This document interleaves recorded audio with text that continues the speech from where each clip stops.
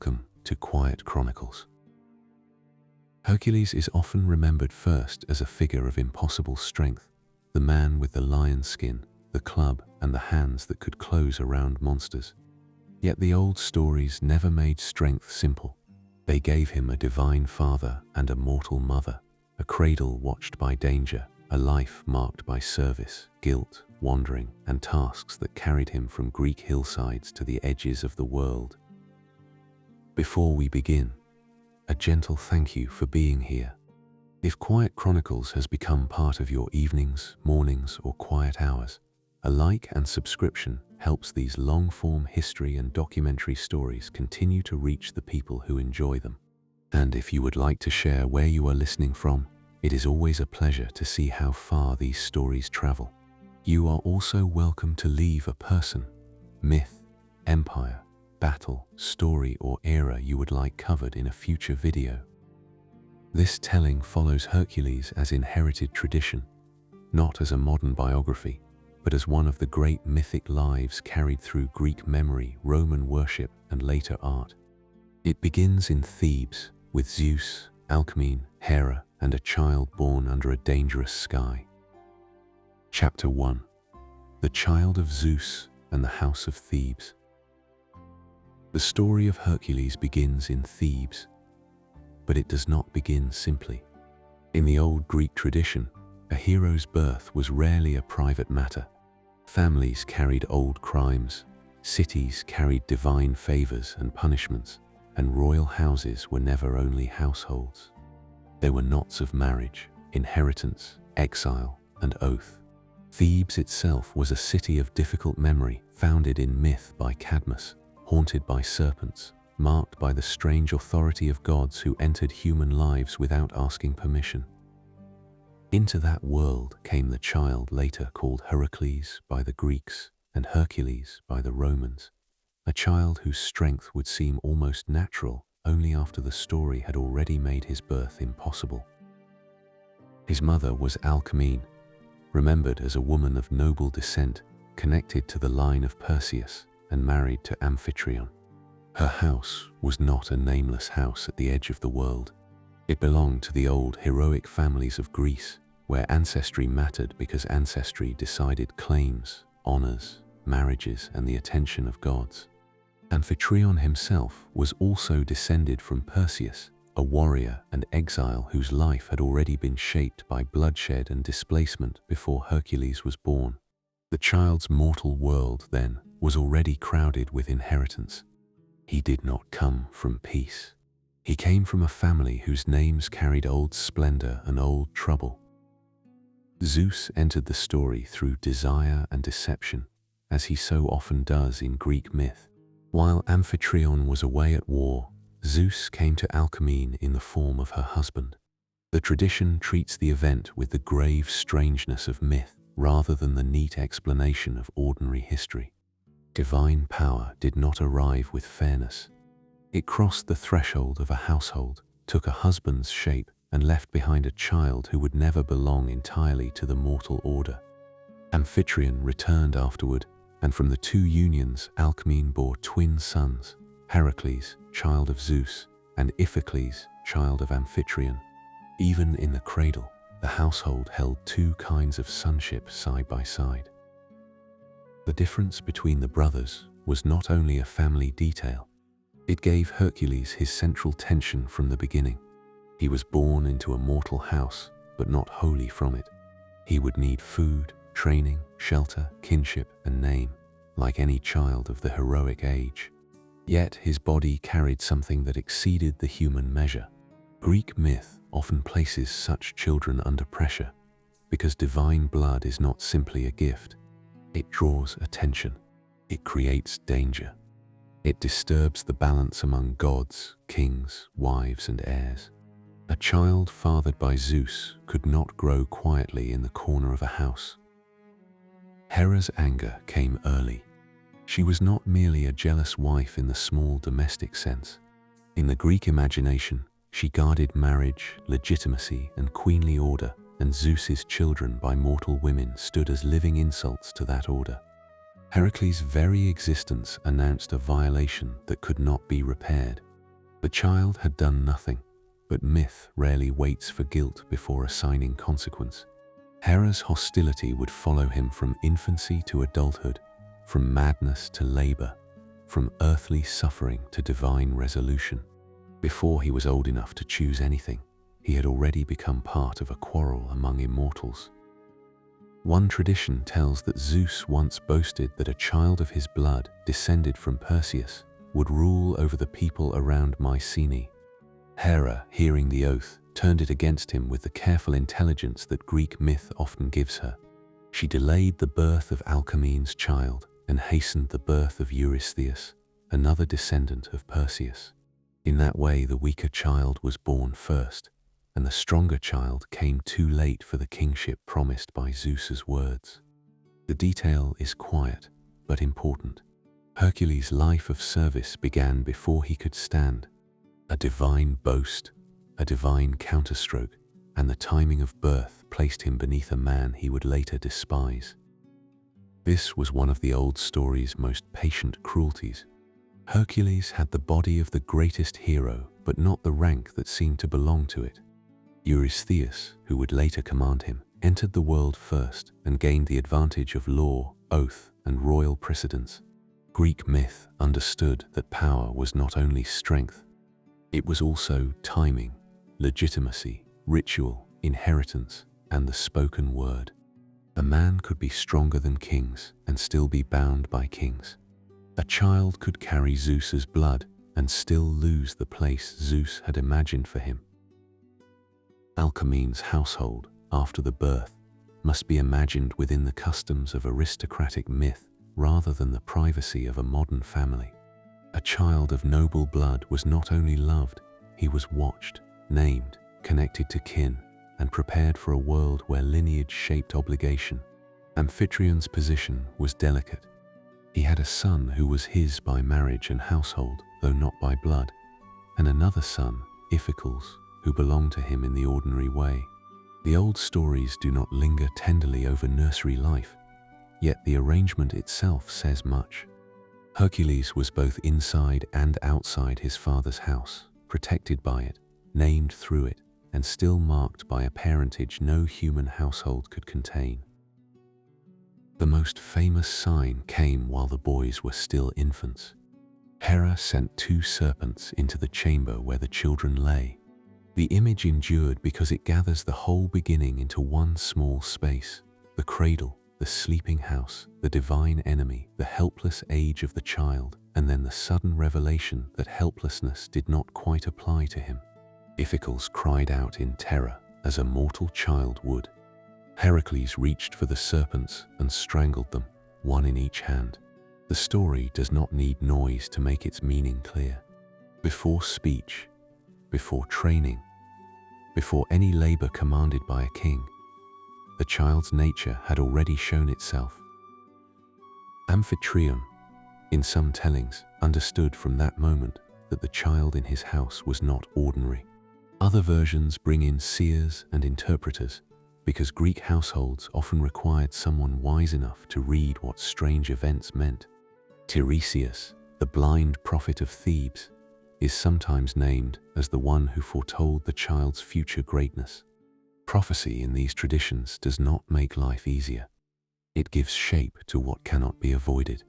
The household that had just seen an infant kill serpents did not receive a promise of quiet honor. It received the outline of a life in which danger would keep returning in larger forms. The serpent episode also gave Hercules one of his earliest patterns. The threat came from Hera, but the response came from his own hands. Again and again, the stories would place him between divine pressure and bodily action.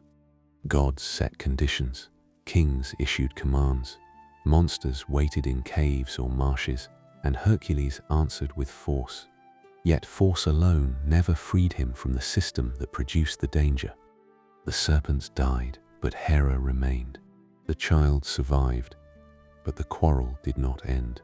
Myth allows a baby to defeat 2 creatures in the cradle, then lets the larger net of fate tighten quietly around him. Thebes, as the first landscape of Hercules' life, mattered because it was a city already accustomed to uneasy signs.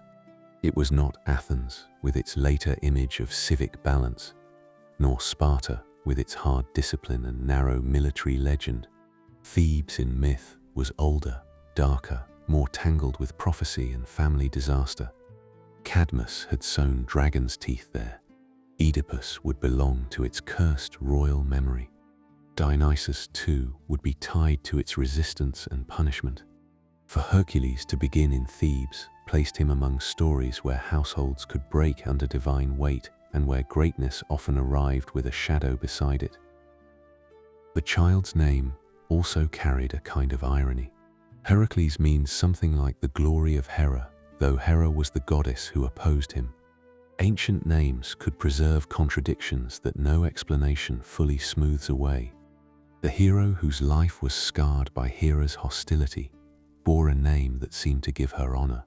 Some later tellings treat the name as part of his destiny. Through suffering caused by Hera, he would win the fame that made both his name and hers endure. It is a hard kind of glory, not the simple praise of victory, but the glory that passes through service, pain, endurance, and eventual transformation. As he grew, the difference between Heracles and other children could not remain hidden. The old traditions give him a body of astonishing promise, but they do not yet give him wisdom. That distinction rests quietly over his childhood. Strength appears first. Judgment comes slowly, unevenly, and sometimes too late. A young hero in Greek myth is rarely born complete. He must be trained, corrected, sent away, purified, or broken before his power finds shape. Hercules would become the defender of cities, the killer of monsters, the rescuer of the threatened, and a figure honored at altars. He would also become a man who caused death in moments of rage and madness. The house of Amphitryon therefore held more than a miraculous child. It held a future problem for every human and divine order around him. Kings would want to use him. Gods would test him. Enemies would fear him. Friends would need him. Cities would remember him with gratitude and unease. His body promised rescue, but his story promised disturbance. From the first, Hercules belonged to a world in which greatness was not a clean blessing. It was a force that had to pass through guilt, command, exile, and labor before it could be called heroic. The cradle serpents remained behind as the first emblem. Later artists would return to them on painted vases, carved reliefs, and Roman walls, showing the infant seated or lying with the twisting bodies in his fists. It was a small scene, almost domestic in its setting, yet it contained the old mythic scale. A child in a room, a goddess anger, a mortal family startled awake, and the first proof that this life would not move according to ordinary measure. Hercules began there, not yet the man with the lion skin, not yet the bearer of the heavens, but already marked as someone whose strength would answer danger before his mind could understand it. Chapter 2: Strength before Wisdom. Heracles grew under a sign that no household could ignore for long. The serpents in the cradle had not been a feat learned through discipline, nor a victory won by calculation. They had been the answer of a body too powerful for infancy. As the child became a boy, the same problem widened around him. Strength arrived early, before judgment, before patience, before the slower arts by which a young aristocrat learned how to live among other people. In Greek heroic tradition, this was not a small defect. A man born for great deeds still had to be taught where force ended and measure began. Amphitryon seems to have understood that the boy in his house required more than ordinary care. Noble children in myth were not left simply to grow as they pleased.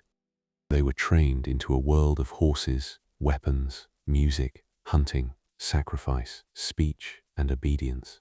A household with royal memory needed sons who could appear properly in public, honor the gods, command men in the field, and understand the difference between courage and reckless impulse.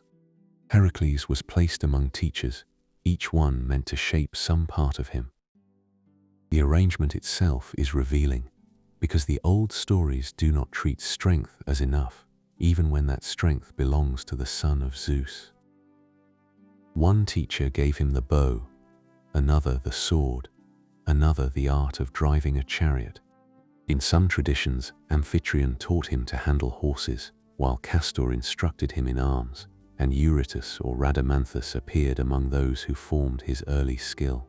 The names vary because myth was never a single official record, yet the pattern remains steady. Heracles was educated like a hero of rank, not like a wild creature dragged into fame by accident. He learned the instruments of aristocratic power: reins in the hand, spear balanced by the body, bowstring drawn to the cheek, feet placed for wrestling, shoulders trained for the shield. Training in the heroic world had its own material life. A young man did not become a warrior by hearing praise of courage. He handled leather straps, polished wood, metal points, horsehair, sweat-darkened reins, and weapons heavy enough to punish careless movement. He learned how a chariot turned, how a horse resisted, how a bow stored force before releasing it, and how a spear had to be carried before it could be thrown. These are quiet details, but they matter inside the old stories. Heracles' later labors would look supernatural, yet many of them rested on ordinary heroic skills enlarged beyond the ordinary measure. Music also belonged to this education. The lyre was not decoration in the life of an aristocratic boy.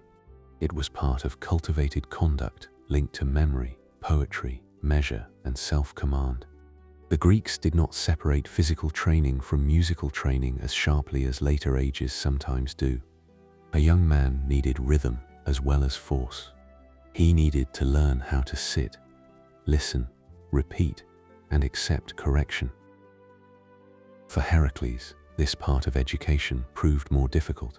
His body could answer a threat faster than his mind could bear frustration, and the old stories placed one of his first tragedies not on a battlefield, but in a lesson. His music teacher was Linus, a figure who belongs to several Greek traditions as a master of song. In the Heracles story, Linus tried to correct the boy, perhaps with the rod or the strictness common to instruction. Heracles struck him with the lyre and killed him. The scene is brief in the sources, but it leaves a long shadow over the hero's youth. A teaching room, a musical instrument, a correction, an instant of anger, and a dead instructor. The materials are almost painfully small compared with the later monsters. No lion, Hydra, or giant is needed. The danger is already inside the boy's own arm.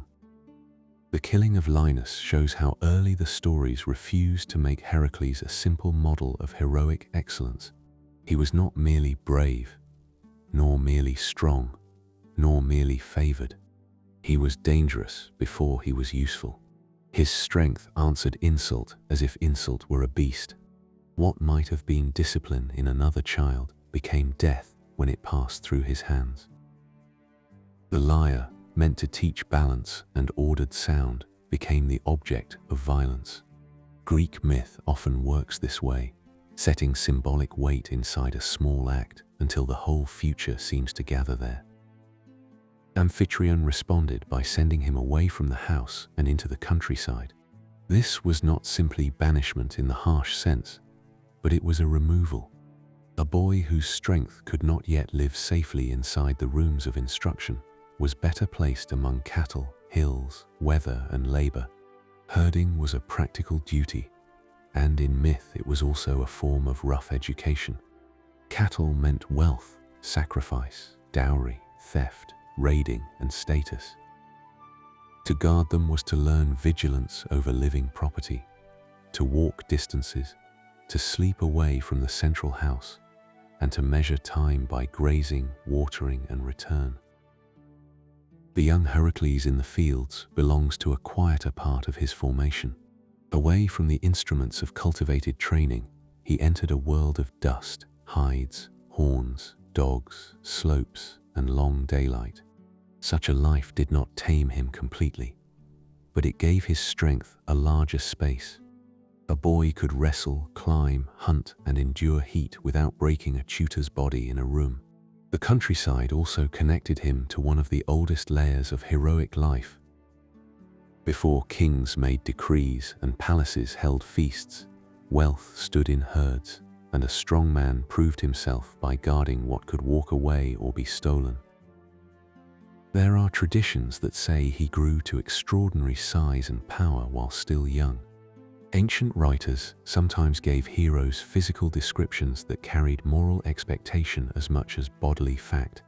Height, breadth, gaze, appetite, and endurance all became signs of destiny. Heracles was imagined with shoulders fit for labor and hands fit for weapons. Yet the stories did not allow size to settle the question of character. The larger the body became, the more urgent the problem of restraint grew. A man who could split wood, master horses, and overpower beasts could also ruin a house if anger took him before thought. One later moral tradition places the young Heracles at a crossroads, visited by two female figures who offer him different lives. One promises ease and pleasure. The other offers hardship, discipline, and lasting honor. The tale is more philosophical than archaic, shaped by later Greek reflection on virtue, but it attached itself naturally to Heracles because his life seemed to require such a choice. He could not become admirable merely by being strong. He had to pass through labor. The road of ease would have made his power monstrous or idle. The road of hardship gave suffering a form that others could recognize as heroic. The choice at the crossroads should not be treated as a literal childhood memory. It is better understood as a moral miniature laid over the older mythic life. Still, it says something true about the way Greeks and later readers tried to understand him. Heracles was the hero whose greatness had to be earned under pressure. His body came from Zeus, but his honor could not be inherited so easily. He needed tasks, commands, failures, punishments, and returns. The later image of virtue leading him toward a difficult path gave a clean shape to a life that the older myths often left rough and wounded. Before the labors, before Eurystheus, before the long service at Tiryns, Heracles also entered the world of local threats and early feats. Some traditions tell of him freeing Thebes from tribute to the minions of Orchomenus. The story varies in detail, but its place in his youth is important. A young man who had been sent out among cattle began to turn his power toward public rescue. Tribute was not an abstract burden in the Greek imagination.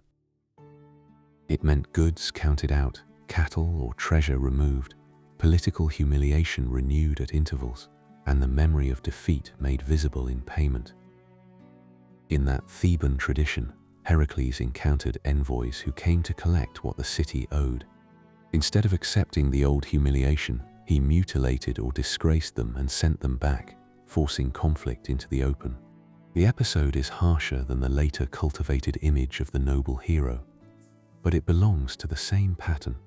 Heracles could not endure submission easily, whether in himself or in his city. His response was physical, immediate, and excessive. Yet it also broke a political condition that others had tolerated. The same act could look like savagery from one angle and liberation from another. The battle that followed gave him an early public role. He helped Thebes defeat its oppressors, and in some accounts, King Creon rewarded him with marriage to his daughter Megara. Marriage in such a story was never merely romance. It joined the hero to the royal house, placed him within civic gratitude, and gave his strength a recognized place. A young man who had once been sent away because he killed his teacher could now be honored as a defender. The movement is striking because it shows how thin the line could be between feared violence and celebrated courage when a city needed rescue. Megara's place in the story is often overshadowed by what later happens to her household, but in this earlier moment she represents settlement. Through her, Heracles is not only the son of Zeus or the difficult child of Amphitryon's house, he becomes a husband, a royal son-in-law, and eventually a father. The old heroic world measured adulthood through such bonds. A man's body might win fame, but his household gave him continuity. Children carried his name forward. Marriage connected force to property, ceremony, kinship, and civic order. For a time, Heracles seemed capable of being gathered into those ordinary forms of life. The quietness of that possibility makes the later disaster more severe, but it should not be rushed. Before madness entered the house, there was a period in which Heracles could be imagined among domestic arrangements, weapons stored after use, servants moving through the rooms, offerings made to gods, children growing under the protection of a father whose name already carried awe. Greek myth rarely lets such peace remain untouched, yet its presence matters. Heracles was not only a wanderer or laborer, he had a home from which he could fall. He had family bonds that made guilt possible. The young hero's early life therefore moved between several kinds of formation. Tutors tried to shape him and failed in one terrible instant. The countryside gave him space and endurance. Civic conflict gave his violence a public use.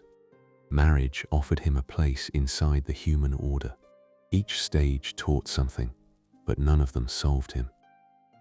His strength remained greater than the structures built around it. Household, school, field, battlefield, and marriage all held him for a while, then revealed their limits. A man of ordinary force might have been formed by these institutions. Heracles kept exceeding them. Hera's hostility had not vanished during these years. Myth sometimes lets divine anger stay quiet for a time, as if it were waiting for a more ruinous opening. The boy who strangled serpents had become a man praised for rescuing Thebes, but praise did not protect him from the goddess whose grievance began before his birth. In the logic of the tradition, Heracles' early victories could not cancel the insult of his existence. They might even deepen it, because every honor paid to him made Zeus's mortal son more visible. A hidden child can be resented. A celebrated hero becomes harder for an enemy to ignore. The tragic shape of his youth lies in this slow imbalance. Wisdom had not yet grown to match strength, and divine hostility had not yet spent itself. Heracles had learned weapons, horses, hunting, and war. He had learned how to break tribute and win a bride. He had not yet learned how to live safely with the force inside him, nor how fragile a household could be when the gods turned against it. The old stories let him stand for a moment at the edge of adulthood, honored in Thebes, bound to Megara, surrounded by the signs of a life that might have become stable. Then the darker part of his fate began to move toward the door. Chapter 3: Madness, Blood Guilt, and the Road to Tiryns. The house that seemed to gather Heracles into ordinary life did not hold him for long. In Thebes, after the victory over the Mynians, he stood in a place that looked almost settled. He had a wife in Megara, a connection to the royal house of Creon, and children whose names vary across the traditions but whose presence gives the story its deepest wound. The old myths often pass quickly through such domestic peace, but the peace matters. It gives Heracles something more fragile than fame. It gives him a household before the gods take the shape of that household away. Megara's marriage to him belonged to the language of gratitude and alliance. A king could reward a defender with land, honor, marriage, or public favor, and in heroic tradition, these gifts placed strength inside civic order. Heracles had protected Thebes from tribute, and Thebes answered by giving him rank within its ruling family. He was no longer only Amphitryon's difficult son, nor only the child of Zeus and Alcmene. He was a husband, a father, and a man whose great hands might have been expected to guard a home rather than threaten one. Such arrangements carried practical life around them.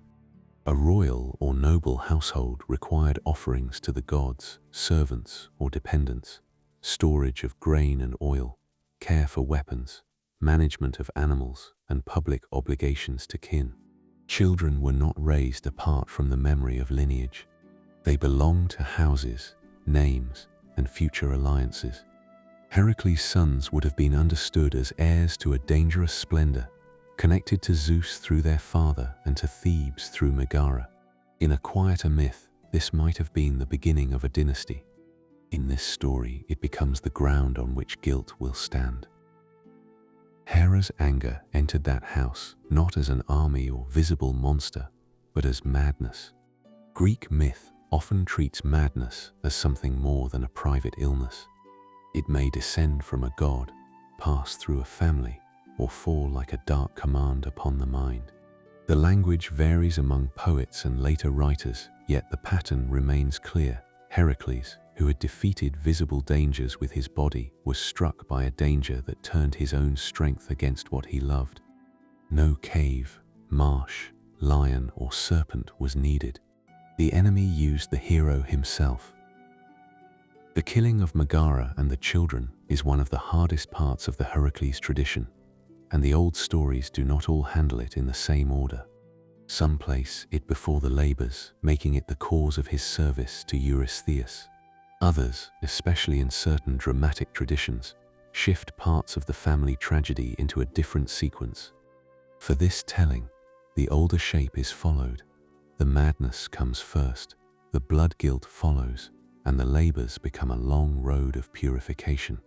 This order gives his service its full weight. The tasks are not merely contests of strength, they answer a crime that strength could not prevent. The event itself should be told with restraint, as ancient grief does not need ornament. Heracles, seized by delusion, failed to know his own household. Those nearest to him became, in his mind, enemies or strangers. When the madness passed, the house remained, but the life inside it had been broken beyond repair. The horror of the story lies not in physical detail, but in recognition. He returned to himself and found that his own hands had done what no outside foe had been allowed to do. The protector of Thebes had destroyed his private world. Blood guilt in Greek thought was not only an inward feeling, it clung to a person, a house, and sometimes a city. A killing could require purification even when intention was confused or absent, because spilled kin blood disturbed the moral and ritual order. The Greeks had words and customs for such pollution, for the need to cleanse, exile, atone, or submit to divine instruction. Heracles' grief therefore did not remain merely personal. It became religious, social, and legal in the language of myth. He could not simply mourn and continue as before. A path had to be found through the stain. In some traditions, he would have been isolated from ordinary contact until purification was performed. The details are not always given, but the world around the story helps explain the pressure. A polluted man might not approach certain sacrifices, share in communal rites, or live easily among those who feared the contagion of bloodshed. Purification could involve water, offerings, ritual words, and the authority of someone able to mediate between mortal disorder and divine order. For a man like Heracles, whose offense was both unchosen and unbearable, ritual did not erase memory. It made continued life possible. Amphitryon, if still living in the version being followed, and Alcmene in the wider family memory, stood behind this ruin as figures from the first household. Creon of Thebes, Megara's father, belonged to the injured side of the story. Though myth does not pause long over his grief, the silence is telling. Heroic stories often keep their central figure in view while whole families suffer around him. Megara too can become almost invisible after the disaster, depending on the source. A warmer telling must allow her place to remain present. She was not only the occasion for Heracles' guilt, she was a royal daughter, wife, mother, and part of Thebes' own loss. The road to Delphi began from that shattered condition. Heracles needed more than human advice, and in Greek tradition, the oracle of Apollo at Delphi was one of the great places where human confusion sought divine speech. The sanctuary stood on the slopes of Mount Parnassus, above the deep valley of Phocis, with the Castalian spring nearby and the temple precinct gathering offerings from cities and rulers across the Greek world. A person came there not casually, but because a decision had become too heavy for ordinary judgment. Heracles came bearing a question no strength could answer. Delphi itself had a practical and ceremonial life. Petitioners brought offerings, waited their turn, purified themselves, and approached a god whose answers often came through compressed or difficult speech. The Pythia, Apollo's priestess, did not function like a modern advisor. She gave the god's response, and the response required interpretation. Cities asked about colonies, wars, plague, and law. Individuals asked about guilt, dissent, danger, and fate. For Heracles, the question was not how to gain honor, but how to live after a deed that had made honor almost impossible. The answer attached him to Eurystheus. He was to serve the king of Tiryns and Mycenae for a fixed span or under a series of commands, depending on the telling, and through that service win cleansing and eventual glory. The command was bitterly shaped. Eurystheus was not greater than Heracles in courage or strength. He had gained authority through the earlier manipulation of birth, when Hera hastened his arrival and delayed Alcmene's son. Now the old consequence returned in adult form. The man whose body seemed made for command was ordered to obey a weaker king.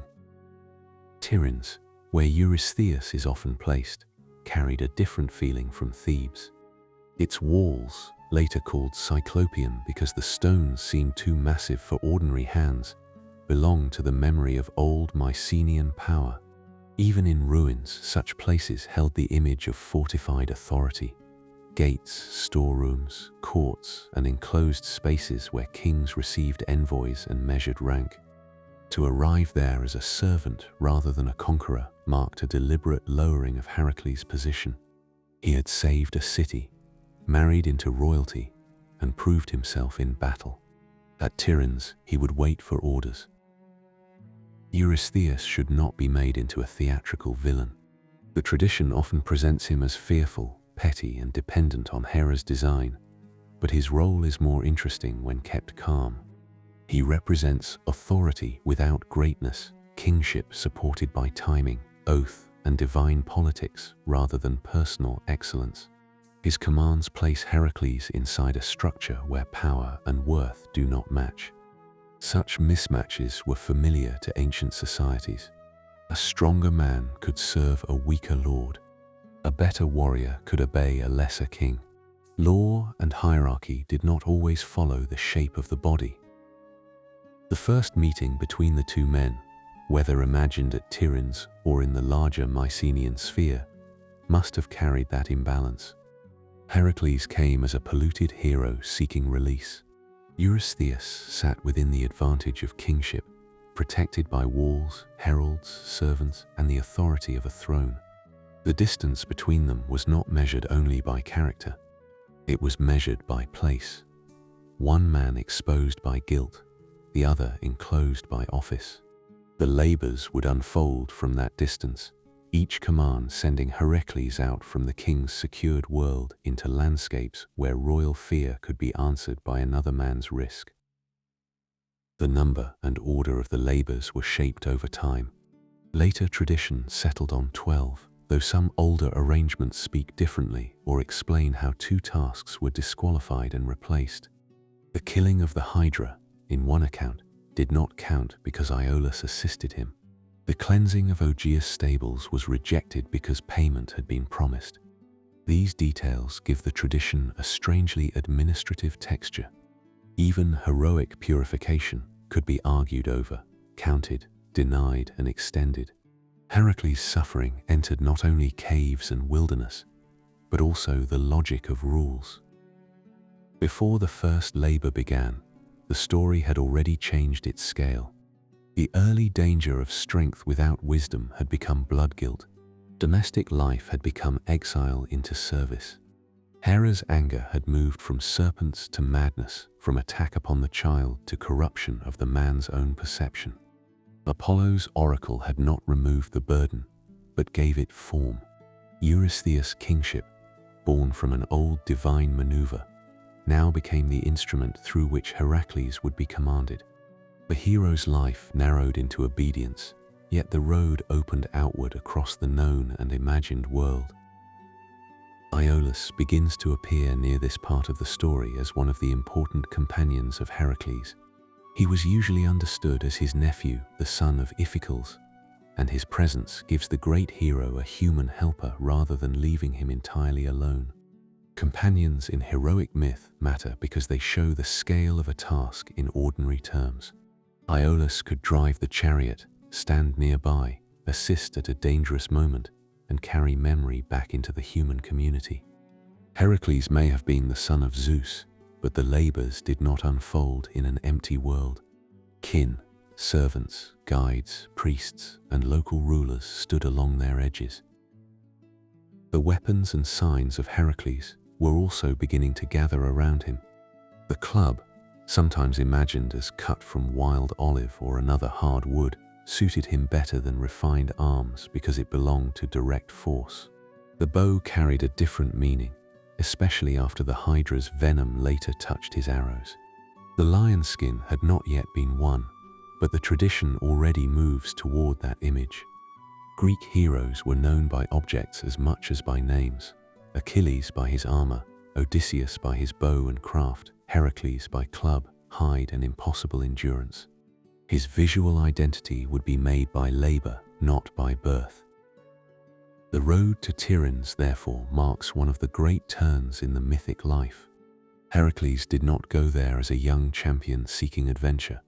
He went as a man who needed purification, under a command that humbled him, toward tasks chosen by another. There is a quiet severity in that arrangement.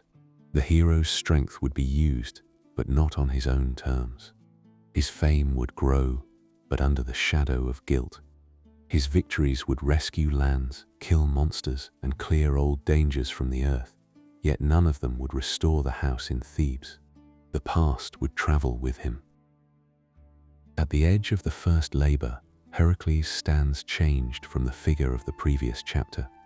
The boy who killed Linus in anger, the youth sent among cattle, the defender rewarded with marriage, and the father inside a Theban household have all been gathered into a darker and more disciplined path. Strength remains, but now it is bound to command. Grief remains, but now it must move through action rather than speech. The old stories send him from the ruined interior of a house toward the wild places of Greece, where the first creature waiting for him is the Lion of Nemea. Chapter 4. The Lion of Nemea.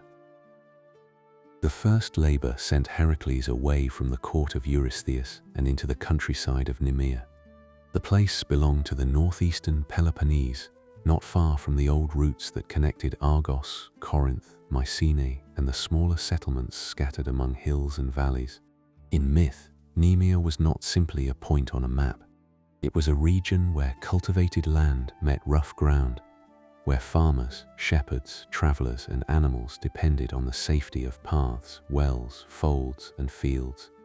A monster in such a place was not only a wonder, it was a pressure on ordinary life. The Lion of Nemea was no common beast enlarged by fear. The tradition made it invulnerable to ordinary weapons, a creature whose hide could not be pierced by bronze, iron, or stone. Some stories called it the offspring of Typhon or Echidna, placing it among the older monstrous births of the world. Others left its origin less fixed, allowing the animal itself to carry the mystery. What mattered for Heracles' first labor was the nature of the threat. Eurystheus did not send him to fight a hostile king or win a battle with allies. He sent him alone against a living force that made human tools fail. A lion in Greek imagination already carried royal and violent weight. It was not an everyday animal of the village yard. It belonged to wild slopes, rocky cover, and the edges of settlement, where herds could be taken and men could vanish. To make such a creature invulnerable raised the danger beyond hunting. Shepherds could not drive it away with spears. Travelers could not trust a knife or staff. A town could not simply assemble men with weapons and solve the matter by numbers. The Nemean Lion made the surrounding country feel smaller because every path near its range came under its shadow. Heracles came to the task with the strength that had already made him feared and needed, but the first labor tested more than strength. It tested whether his body could answer where ordinary heroic equipment could not. In earlier training he had learned the bow, the sword, the spear, and the handling of weapons. These belonged to the education of noble men, and they would remain part of his life. Yet the lion's hide made that whole training insufficient. The first labor stripped the hero down to something older than arms: grip, breath, weight, endurance, and the ability to meet danger without the distance a weapon gives. Before he found the creature, some versions bring him to the house of a man named Molorchus. Molorchus was not a king, nor a god, nor one of the great famous heroes. He appears as a poor or humble inhabitant of the region, a small human figure placed beside the immense reputation of Heracles. The meeting gives the story a useful stillness. A labor that could easily become only a tale of force pauses at a doorway, at a hearth, in the presence of someone whose life had been narrowed by the lion's presence. Through Molorchus, the monster's damage becomes local and human. Molorchus, according to one tradition, was preparing to sacrifice a ram when Heracles arrived. The hero told him to wait 30 days. If Heracles returned alive, the sacrifice could be offered to Zeus the savior. If he did not return, it could be offered to Heracles as a dead hero. The detail has a calm ritual clarity. It places the labor between possible survival and possible memorial. The animal to be sacrificed, the waiting period, the household altar, and the uncertainty of return all belong to the older religious texture of the story. Heracles was not yet a god. He was a living man walking toward a task that might require his own cult. The hunt itself required patience. Nemea's ground was not an open arena made for heroic display. A lion's country meant caves, stones, scrub, ravines, and places where a large animal could vanish from sight. Heracles had to track it through signs, disturbed ground, torn animals, fearful reports, perhaps the direction from which people no longer traveled safely. Myth gives the creature supernatural protection, but the labor still rests on the practical knowledge of hunting. One did not simply announce courage and receive the beast. One searched through a landscape where danger had learnt its own paths. When Heracles first met the lion, he used the bow. The arrows struck and failed, sliding or rebounding from the creature's hide. A sword or club could batter, but not cut through what could not be pierced. The failure of weapons matters because it makes the labor intelligent in its own way. Heracles had to understand the condition of the task while inside the task itself. The lion was not defeated by the first heroic gesture. He learned, in the encounter, that the ordinary relationship between hunter and animal had been overturned. Distance would not save him. Tools would not decide the matter. The creature withdrew into its cave, and the cave had 2 mouths in many tellings. Heracles closed one entrance, forcing the combat into a narrower space. This is one of the useful small mechanisms of the labor. It shows the hero not merely as a mass of strength, but as someone able to alter the conditions around strength. By sealing one way out, he made the animal's refuge into a trap. Stones, earth, or heavy material at the cave mouth became part of the fight. The labor turned from pursuit across open country to a contained struggle underground or within shadowed rock. The wrestling inside the cave became the center of the tale. Heracles could not rely on blade or arrow, so he closed with the lion and used his arms. The old stories often say he strangled it. That word should not be hurried past, because it defines the first labor's intimacy and severity. He had to bring his body against the creature's body, to endure its weight and movement, to hold on where panic would make another man release his grip. The victory came not through a magnificent weapon, but through sustained contact with the thing that had made the countryside afraid. There is a deep fitness in this first trial. Heracles' earliest sign, in the cradle, had been the strangling of serpents sent by Hera. Now, as a grown man under the command of Eurystheus, he again defeated a creature that weapons could not properly solve by closing his hands around life itself. The repetition is not mechanical, it is mythic. The infant's act had revealed nature before thought. The man's act made that same bodily power serve a labor of purification. What had once startled a household now began to clear a region. After the lion was dead, another difficulty remained. The hide that no weapon could pierce could not be cut away by ordinary means. Heracles, in several traditions, learned to use the lion's own claws to skin it. The solution is small, practical, and memorable. The beast carried the instrument of its own undoing. Heracles did not merely kill the monster and leave it behind. He turned its invulnerability into his own covering. The hide that had protected the lion became the garment by which later generations recognized the hero at a glance. The lion's skin deserves its place in the story because it transformed Heracles' image. Before this labor, he was a strong man, a son of Zeus, a polluted hero under command. After Nemea, he began to acquire the visible signs that made him unmistakable. The hide could be drawn over the shoulders, the head of the lion resting above his own like a hood, the paws tied or falling along the chest. In art, this garment is almost a second body. It gives him a wild exterior, as if the conquered beast still clings to him, tamed but never entirely absent. The club also belongs naturally beside this image. Unlike a king's scepter or a warrior's fine sword, the club carries the feeling of rough wood and direct force. It does not separate the hero from the world with elegance. It extends the arm. Together, club and lion skin make Heracles look less like a polished courtly warrior and more like a figure from the boundary between civilization and the wild. He protects human order, but he does so with objects taken from outside the city's refinements. His signs are not palace-made. They come from tree and beast. The return to Eurystheus gave the labor its political shape. Heracles came back carrying proof of what had been done, and the king who had commanded the task had to face the result. In many tellings, Eurystheus was terrified when he saw the hero and the lion's hide. The fear is almost comic, but it is not without meaning. A king had sent a man to confront an invulnerable beast, perhaps expecting failure or death. Instead, the man returned wearing the beast as clothing.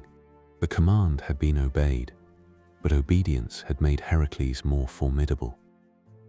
Eurystheus' response was to distance himself. Some traditions say he forbade Heracles to enter the city again and ordered him to display future trophies outside the gates. Others give him a bronze jar or storage vessel into which he hid when fear overcame him. The image of the king concealed in a jar while the hero stands outside with a monster's skin belongs to the strange humor of Greek myth. It lowers royal authority without abolishing it. Eurystheus remains the commander, yet his own body betrays his smallness beside the man he commands. That contrast would shape the labors to come. Heracles must continue obeying, even when each success proves how unequal the two men are. The king's power lies in the oracle, in Hera's old arrangement, in the inherited right that placed him above the son of Zeus. Heracles' power lies in his body, courage, endurance, and the growing proof of completed tasks. The first labor does not free him from service. It only begins the paradox. Every victory increases his fame while leaving him bound to the one who sends him out. For the people of Nemea, the matter would have looked different from the politics of Tiryns. A dangerous region had been cleared. Herds could move more safely. Travelers could pass where they had hesitated. Molochus, in the tradition that includes him, could complete the sacrifice not as a funeral offering for a failed hero, but as thanksgiving for a living one. The scale of myth often turns on such practical changes. A monster dies and paths reopen. A beast's cave falls silent and ordinary work can resume under the same sun and hills. The Nemean labor also created a link between heroic action and later ritual memory. Nemea would become known in the Greek world for the Nemean Games, traditionally connected in different ways to heroic and funerary foundations. Heracles himself was sometimes associated with the founding or reorganization of such games, though the traditions vary. Athletic contests, sacrifice, crowns of wild celery in later practice, and gatherings of Greek competitors gave the landscape another layer of memory. The place of the lion became not only a site of danger overcome, but part of a wider sacred geography. As a first labor, Nemea was carefully chosen by tradition, whether by old singers, local cult, or later literary arrangement. It gave Heracles an enemy that cannot be solved by rank, speech, clever negotiation, or ordinary arms. It gives him a visible emblem that remains with him for the rest of his story. It places his service under Eurystheus in immediate contrast with his superiority over natural terror. It also keeps the grief behind the labor quiet but present. He is not hunting for sport. He is working through a sentence laid on him by blood guilt and divine command. The lion's skin, once taken, never fully leaves the imagination of Hercules. Later artists could place him in many scenes and still make him known by that hide. On vases, coins, statues, mosaics, and temple sculpture, the animal's head over the hero's brow became a kind of name without words. The first labor gave him an identity made from what he had survived and subdued. It was not the soft garment of a prince, nor the clean armor of a soldier. It was the memory of a cave, a failed arrow, a closed passage, and a beast whose invulnerable hide became the hero's own covering.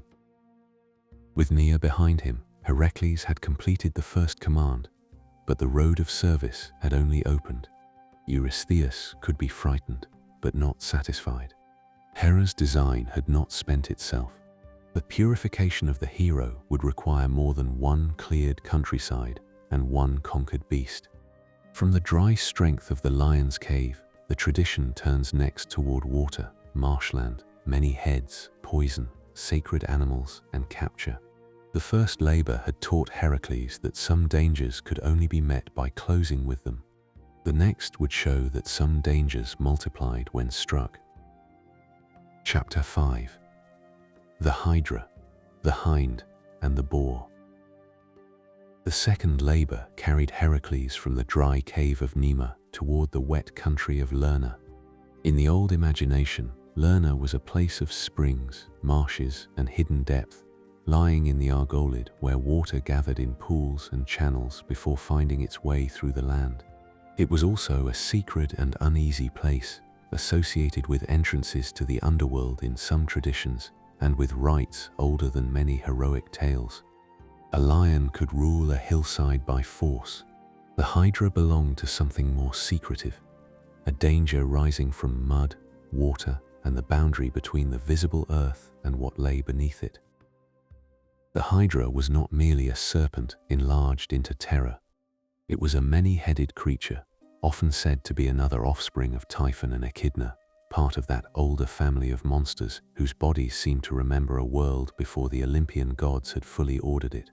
The number of heads changes in different tellings. Some give it 9, others many more, and later art often multiplies them for the sake of recognition. What remains constant is the central difficulty. When one head was cut away, others grew in its place, and one head, in several versions, could not be killed at all. This kind of enemy asked something different from Heracles. The Nemean Lion had made weapons useless because its hide could not be pierced. The Hydra made ordinary attack almost self-defeating, because every successful blow increased the problem. A sword stroke could become a mistake. Courage could make the danger wider. The lesson is a quiet one inside a very old monster story. Not every obstacle yields to repetition of the same strength. Some forms of harm multiply when answered too simply, and the hero had to learn that force without method could deepen the very labor it was meant to finish. Heracles did not go alone. Iolaus, his nephew and companion, joined him for the labor at Lerna, often as charioteer and helper. His presence changes the texture of the story. Heracles remains the central figure, but the Hydra is one of the first great reminders that even the strongest hero may need another pair of hands, another mind close to the danger, another person willing to stand in the heat and smoke of the work. Iolaus was not a decorative companion. His assistance became so important that Eurystheus later used it as a reason to deny full credit for the labor. The road to Lerna would have taken them through country where ordinary people had reason to fear water as much as wilderness. Marshland could conceal animals, disease, difficult footing, and uncertain paths. Herds could be lost in soft ground. Travelers could be slowed or turned aside. In myth, such places easily became homes for creatures that belonged neither fully to land nor water. The Hydra's lair near the spring or swamp gave the labor a damp closeness, unlike the cave at Nemea. Heracles was moving from one kind of boundary to another. To bring the Hydra out, the tradition often has Heracles use flaming arrows or burning shafts. Smoke and fire drove the creature from its hiding place, turning concealment into exposure. This practical step matters because the labor begins not with a blow, but with a method of forcing the danger into view. The monster had to be drawn from the marsh before it could be confronted. Hidden things in Greek myth often require such pressure. The hero does not simply wait for them to appear. He changes the conditions around them until the buried threat must show itself. Once the struggle began, the heads made the task unstable. Heracles struck, and the wound answered with growth. Cut flesh became more life, more mouths, more movement. The labor might have become endless if Iolaus had not intervened with fire. As Heracles severed each head, Iolaus burned the neck with a brand, cauterizing the place so that no new head could rise. It is a vivid mechanism, but not a theatrical one when told calmly. One man struck, the other sealed the wound.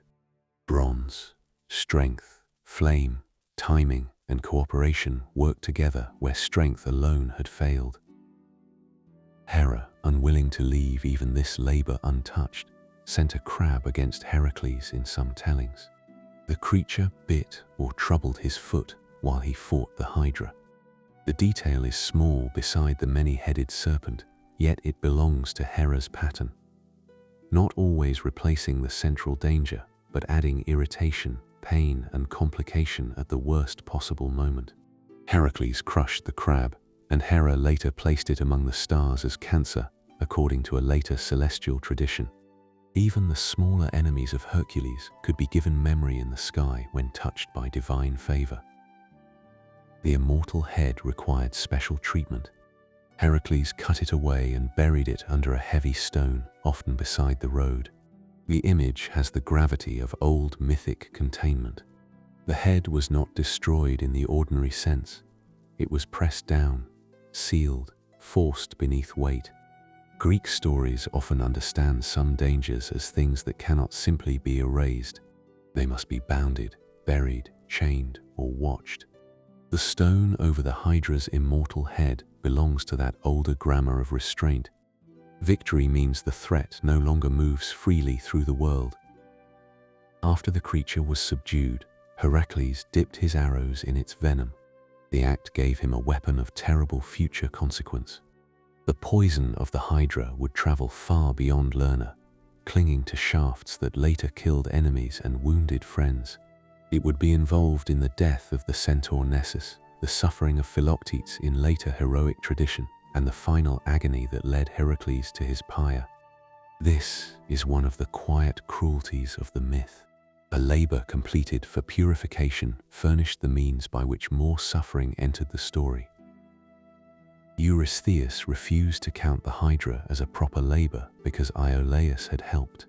The refusal seems petty, but it gives the labors their strange administrative edge. A monster had been defeated, a region freed, and a nearly impossible danger contained. Yet the king could still argue over conditions. The hero's service was not measured only by outcome. It was measured by the rules of a man who had not faced the marsh.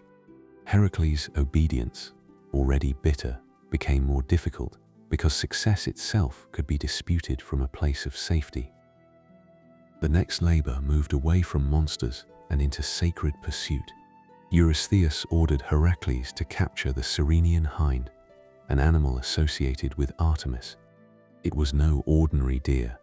The hind was often described as having golden antlers and bronze hooves, a creature swift enough to outrun men and perhaps too sacred to be harmed.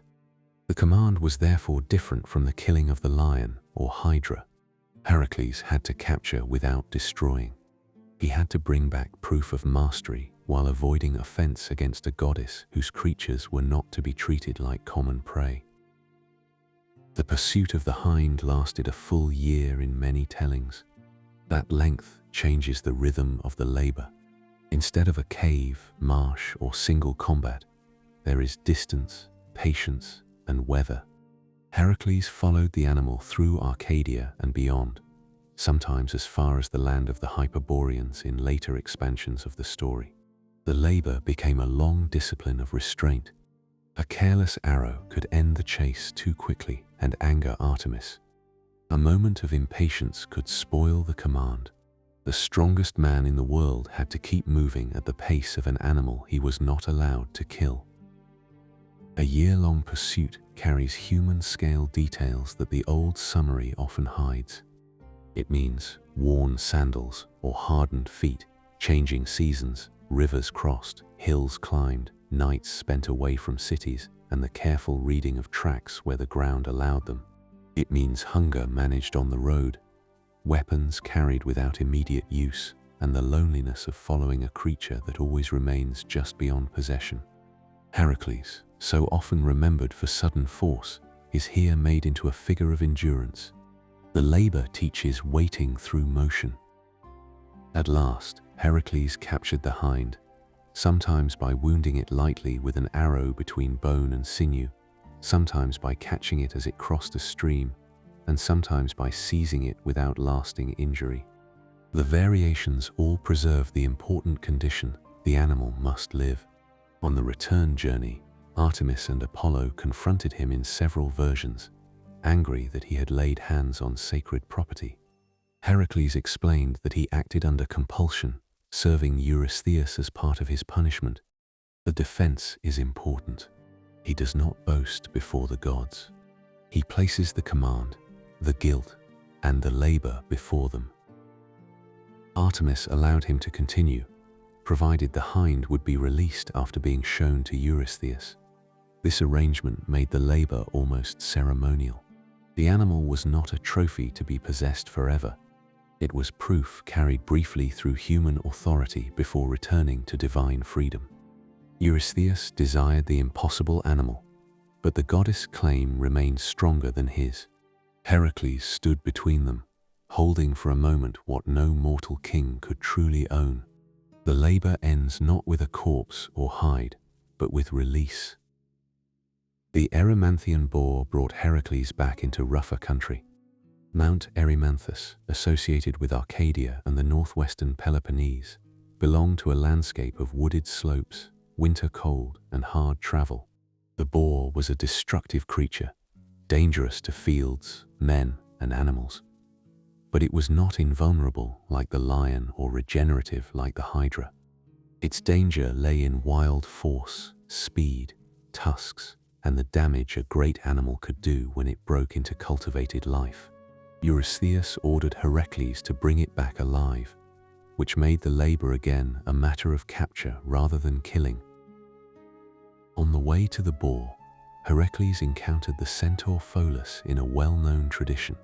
Pholus received him with hospitality, offering roasted meat to his guest while eating his own portion raw, a detail that quietly marks the centaur's place between human custom and animal nature. In the cave, there was a jar of wine belonging to the centaurs collectively, or entrusted to Pholus by Dionysus in some versions. Heracles opened it, and the scent drew other centaurs to the place. A guest's meal turned into conflict because one sealed vessel had been disturbed. The fight with the centaurs should be handled carefully, because it is not the center of the boar labor, but it leaves a mark on Heracles' wandering. The centaurs, armed with stones, branches, or rough weapons, attacked, and Heracles drove them off with his bow. The poisoned arrows from the Hydra now entered the story again, carrying Lerna's venom into a different landscape. Among those affected in later consequence was Chiron, the wise centaur, though his deeper suffering belongs to another connected thread of myth. Pholus too died accidentally in some versions after handling one of the poisoned arrows and wondering how so small a thing had killed so great a creature. These centaur stories enlarge the cost of Heracles' equipment. The arrows made him powerful from a distance, but they also made accident more final. A dropped shaft, a curious hand, a wound not meant for a friend. Such details show how the spoils of one labor could make later life more dangerous. Heracles was not carrying neutral weapons. He carried the venom of an old marsh monster, and the poison did not distinguish between enemy, companion, and bystander once it entered the blood. When Heracles reached the boar, he did not simply spear it. The common tradition says he drove it into deep snow and trapped it there. This is another fine, practical mechanism inside the myth. Snow slowed the animal, weakened its charge, and allowed the hero to master it alive. The landscape became part of the capture. Cold, depth, footing, and exhaustion did what a weapon could not do without killing. Heracles used the season and mountain conditions against the beast, turning winter itself into a net. He bound the boar and carried it back to Eurystheus. The image is almost rustic beside the cosmic later labors, a great animal slung or dragged from mountain country to the king who had demanded proof.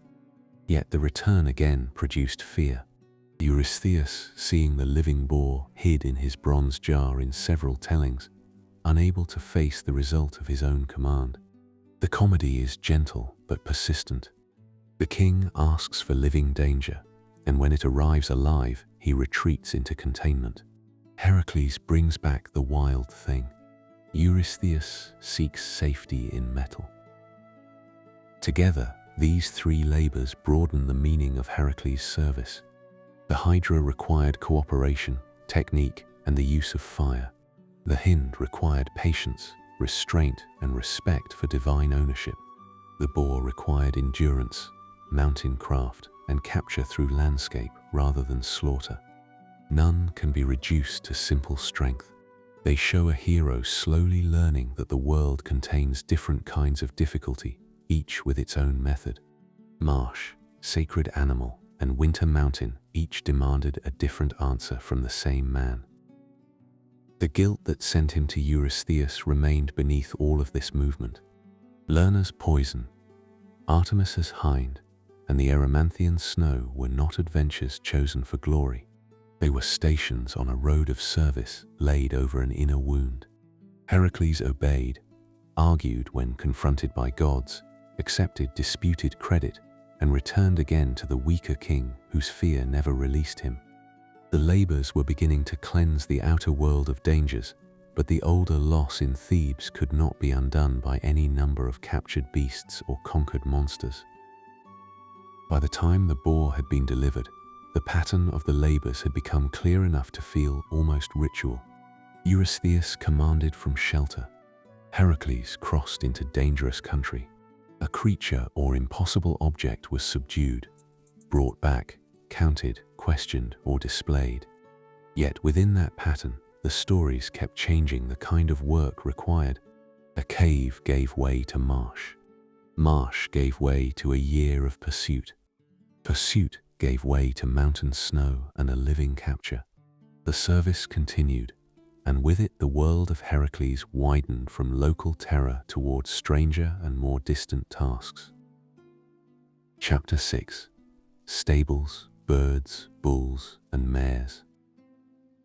After the boar of Erymanthus had been carried back to Eurystheus, the labours began to move through a wider range of human and animal worlds. Heracles had already entered caves, marshes, sacred forests, and mountain snow. Now the commands turned toward wealth, neglect, flocks, birds, royal cattle, island power, and horses made monstrous by their master's cruelty.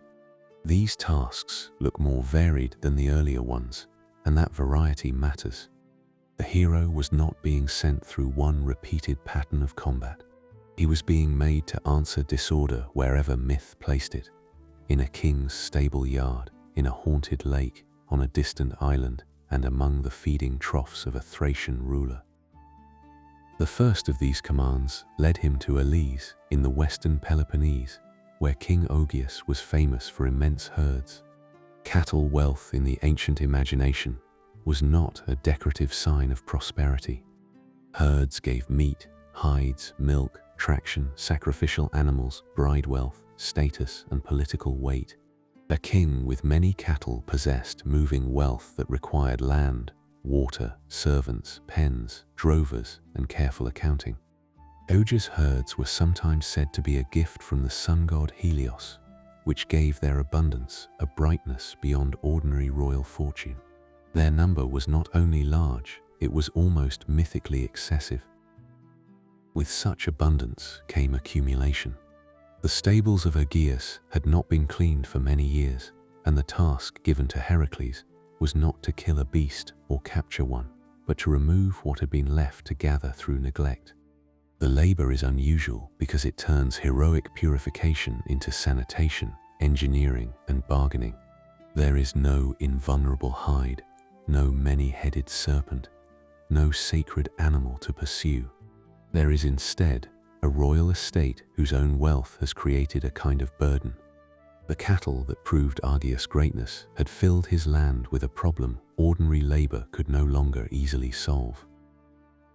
The human scale of this labor is especially useful. A stable is a working place, not a battlefield. It contains troughs, wooden barriers, packed earth, dung, straw, hides, flies, heat, animal breath, tools, and men assigned to tasks that must be repeated before they are dignified by anyone's praise. In myth, the number of cattle becomes enormous, but the underlying matter remains recognizably practical. Wealth has to be managed. Animals have to be cleaned after. Pens have to be emptied. A king's possession, if left untended, becomes a king's filth. Ogyges did not expect the work to be done in a day. Heracles, seeing the scale, made an agreement with him in some versions. If he cleansed the stables before sunset, he would receive a portion of the cattle, often a tenth of the herds. The bargain introduces another texture into the labor. Heracles was serving Eurystheus under compulsion, yet here he negotiated payment from another king. The task stood between punishment and contract. That ambiguity would later allow Eurystheus to reject the labor, just as he had rejected the Hydra because Iolaus had helped. Rather than carrying out the work by hand, Heracles changed the land around the problem. He broke or cut openings, redirected the rivers Alpheus and Peneus, or in some versions one great river, and sent the water through the stables. The mechanism is simple and grand at once.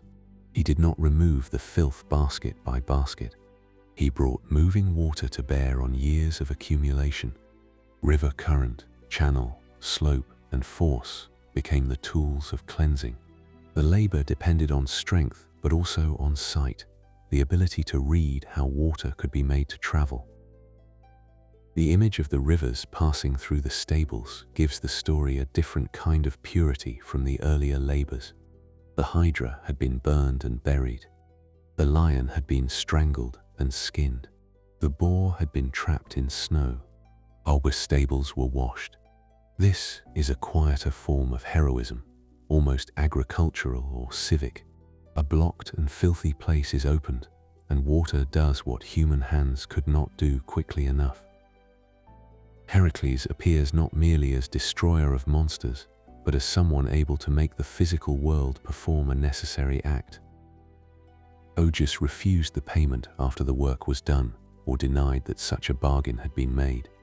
In some accounts, his son Peleus testified that Heracles had indeed been promised reward, and for that honesty he was driven away by his father. The miniature is small beside the rivers, but it gives the labor moral texture. A king's word, a son's testimony, and a dispute over cattle stand at the center of a heroic task. The quarrel shows that corruption is not always monstrous in shape. It may appear as a ruler refusing to honor an agreement once the benefit has already been received. When Heracles returned, Eurystheus also refused to count the labor. The reason was the promised payment, which made the task seem hired rather than purely obedient. The rejection does not erase the cleansing, but it lengthens the hero's service. Again, the labors acquire the feel of a record being kept by someone determined to find fault. Heracles had cleared Augeas stables in a single day, yet the result was treated as invalid. The world had been cleaned, but the account remained unsettled. Such details keep the myth from becoming only a sequence of victories.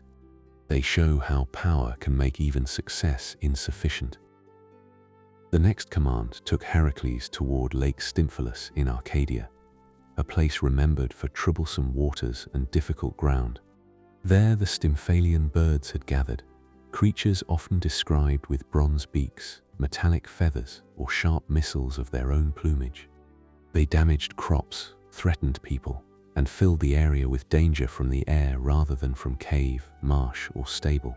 Their presence made ordinary movement uncertain. Farmers and hunters might look upward with the same caution others gave to tracks on the ground. Birds present a different problem from beasts. They can scatter, rise, vanish into reeds or branches, and return when danger has passed. A club is of little use against a flock already in the air. A sword cannot reach what refuses to remain near the hand. The labor required noise, disturbance, and timing before it required archery. In this version of the heroic world, Heracles needed assistance from Athena, the goddess who often stands beside disciplined intelligence, craft, and purposeful action. Her gift was not a larger weapon, but a way to make hidden creatures reveal themselves. Athena gave him a rattle or clapper of bronze, sometimes said to have been made by Hephaestus. Its sound frightened the birds from their cover. The detail is finely chosen.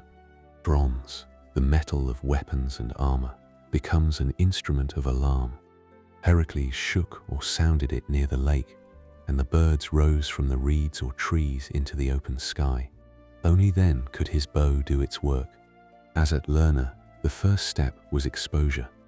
The danger had to be made visible and mobile before it could be reduced. The Stymphalian labor also shows the usefulness of divine help when it does not replace mortal effort. Athena does not simply remove the birds for him. She gives the means by which his own skill can become effective. Heracles still has to stand, aim, and shoot as the flock rises. The old heroic balance is preserved. The god provides an instrument, the hero performs the dangerous work, and the landscape changes when the work is done. Lake, reeds, bronze sound, lifted wings, and arrows belong together in a labor that is more procedural than savage. The Cretan bull shifted the story to an island already thick with older myth. Crete belonged to Minos, Pasiphae, Daedalus, the labyrinth, and the memory of powerful maritime kingship. The bull itself is sometimes connected with Poseidon, sent from the sea and meant to be sacrificed, then kept by Minos in disobedience or desire.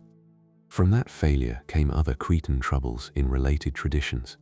The animal Heracles was ordered to capture carried more than physical danger. It stood inside a royal and divine history of broken obligation. Unlike the Nemean lion, the bull was not to be killed.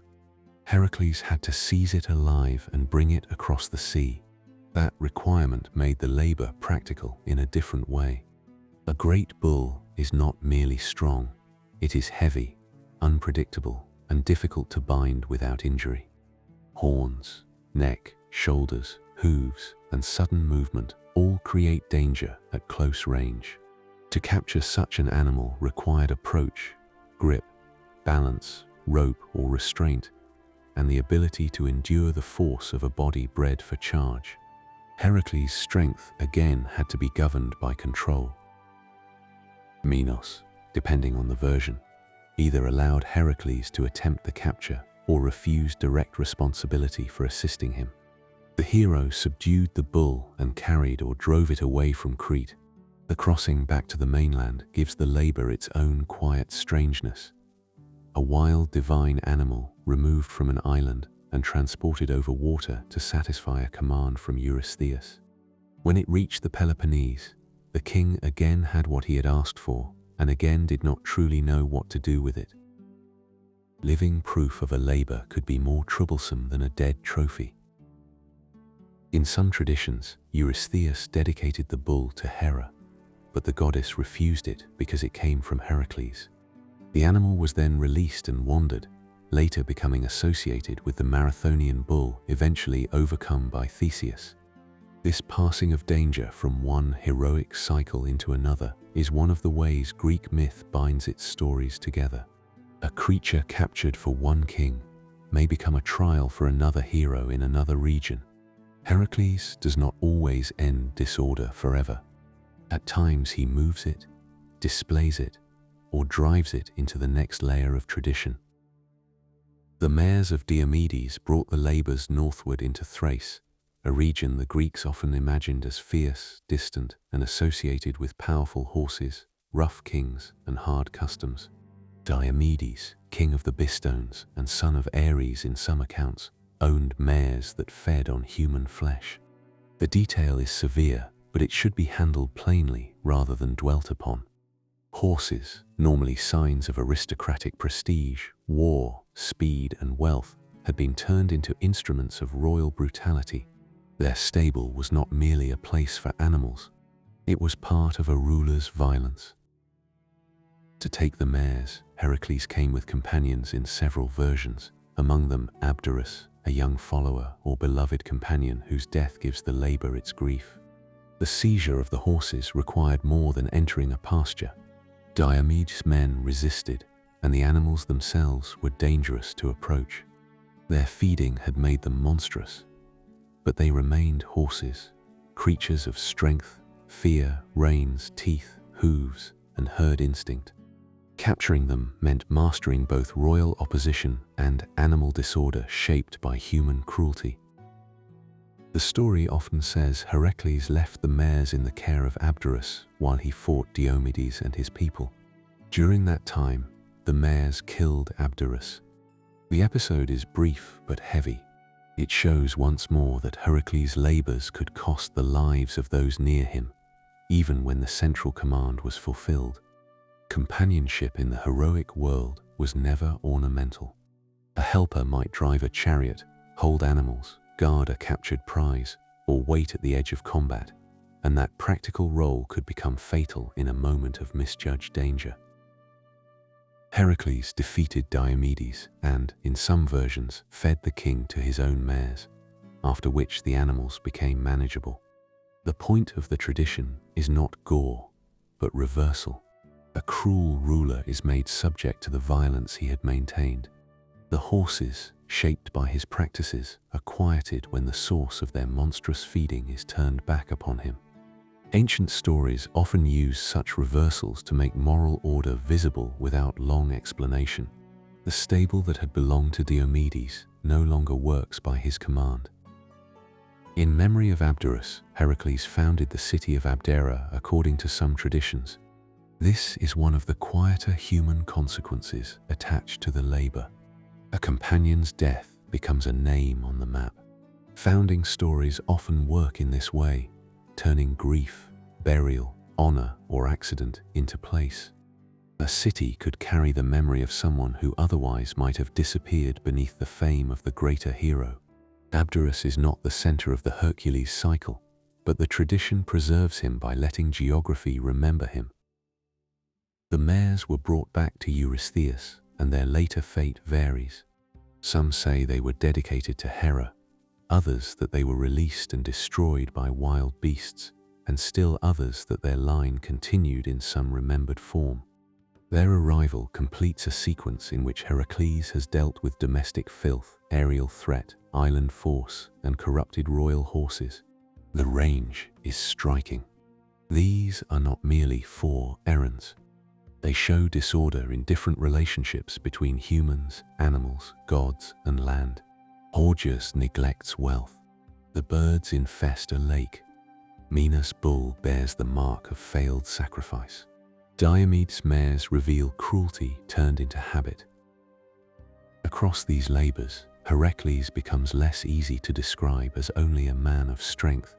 He is engineer, hunter, archer, captor, negotiator, avenger, founder, and servant under protest. He redirects rivers, uses a divine bronze instrument, wrestles a bull across the boundary of sea and land, and suffers the death of a companion while carrying out another king's command. The pattern of obedience remains, but the work itself keeps changing shape. Each task asks him to meet a different kind of world, and each world leaves something behind. Eurystheus still held the authority to count, reject, and command. His court remained the place where the completed task became part of the burden rather than the end of it. The stables had been cleaned, but not counted. The birds had been driven out or killed. The bull had been brought from Crete. The mares had been taken from Thrace at the cost of Abderus. Heracles' fame widened with every return, yet the service continued to bind him. The labors were clearing lands and stories around Greece, while his own release remained carefully delayed. Chapter 7. Queens, belts, cattle, and the far west. The next commands moved Heracles beyond the closer landscapes of the Peloponnese and into places shaped by distance, reputation, and foreign custom. Earlier labors had taken him into caves, marshes, mountains, stables, lakes, islands, and Thracian horse country. Now the story opened toward royal women, warrior communities, cattle at the edge of the world, and journeys so long that geography begins to blur into wonder. The service to Eurystheus was no longer only a circuit of Greek dangers. It became a widening road through the imagined borders of the heroic earth. Eurystheus first sent him for the belt of Hippolyta, queen of the Amazons. The object was not a simple ornament. In Greek tradition, a belt or girdle could stand for rank, martial identity, divine favor, and the authority of the person who wore it. Hippolyta's belt was often said to have been given by Ares, the war god, which made it more than clothing. It was a sign of rule among women whom Greek myth placed beyond ordinary Greek household order, mounted, armed, organized under a queen, and remembered as both admirable and unsettling. The Amazons occupied a special place in the Greek imagination. They were not merely enemies, nor merely curiosities. They represented a world arranged differently from the familiar pattern of Greek male citizenship, marriage, and warfare. Their homes were placed in distant regions, often near the Black Sea or in lands toward the northeast, where Greek stories located peoples who were known partly through trade, partly through rumor, and partly through inherited tale. To send Heracles to Hippolyta was to send him into a society whose difference carried as much weight as its danger. The labor had a domestic origin at the court of Eurystheus. His daughter, often named Admete in the tradition, desired the belt. That detail gives the command a quieter and more personal cause than the cleansing of a region or the destruction of a monster. A princess wanted an object of royal and foreign power, and Heracles was sent to obtain it. The demand turns the hero's punishment into service for courtly possession. A woman in Mycenae desires the belt of a queen far away, and the strongest man in myth must cross the sea to bring it back. Heracles did not always travel alone for this labor. Some versions give him companions, a ship, and a band of heroes, which places the journey closer to expedition than solitary trial. Sea travel in the heroic imagination carried its own practical concerns. Hulls drawn up on shore, provisions stored, oarsmen timed by command, storms watched with caution, and harbors sought before night or bad weather. The labor therefore begins not with combat, but with preparation. A distant queen's belt required wood, rope, sailcloth, food, water, and men willing to follow Heracles beyond familiar coastlines. When he reached the Amazons, the first meeting did not have to be violent. In several accounts, Hippolyta received him, listened to the reason for his coming, and was willing to give him the belt. This peaceful opening is important. The queen is not treated simply as a monster to be overcome. She is a ruler capable of speech, judgment, and generosity. Heracles, too, appears not as a raider in the first instant, but as a petitioner or envoy explaining a command laid upon him. For a moment, the labor might have been resolved through recognition rather than battle. Hera again disturbed that possibility. Disguised or moving through rumor, she stirred the Amazons by making them believe that the strangers intended to seize their queen. The old pattern returns, but in a new form. At Nemea and Lerna, danger had taken the shape of beasts and monsters. Here it travels through mistrust. A peaceful exchange becomes conflict because suspicion is planted among armed women who have reason to guard their ruler. Hera does not need to create a new creature. She changes the meaning of the scene. The battle that followed should not be treated as spectacle for its own sake.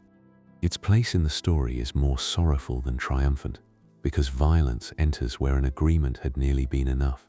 Heracles fought the Amazons, and in many versions Hippolyta died, sometimes by his hand when he believed she had betrayed him, sometimes in the confusion of the clash.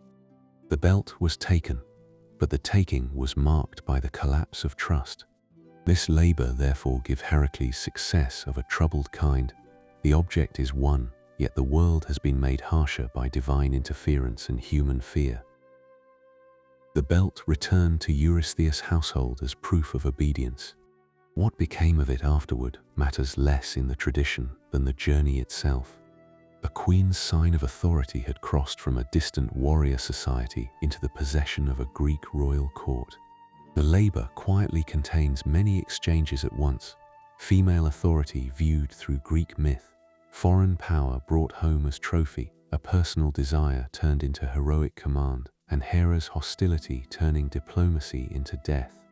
Heracles obeyed, but obedience again placed him at the meeting point of worlds that did not understand each other safely. From the Amazons, the story moves toward the cattle of Geryon, one of the most expansive of the labors. Geryon lived far to the west, often on the island of Erythea, near the place where the sun sets and the familiar Mediterranean gives way to the outer ocean. He was no ordinary cattle lord. The tradition gives him 3 bodies or 3 heads, a monstrous form that makes him both kingly and inhuman. His herds were famous: red cattle guarded by the herdsman Eurystheus and the 2-headed dog Orthrus, another offspring of the older monstrous line. Cattle again appear as wealth, but this time at the edge of the world rather than in the crowded stables of Augeas. Geryon's herd is clean, splendid, and guarded, not neglected. The labor is therefore not about removing filth from abundance. It is about taking possession from a distant and dangerous owner. In heroic society, cattle raids were a recognizable form of conflict tied to wealth, honor, and retaliation. The Geryon labor enlarges that old social reality until it becomes mythic geography. One man crossing the world to seize a herd guarded by monsters near sunset. The journey west was itself a kind of labor before any battle began.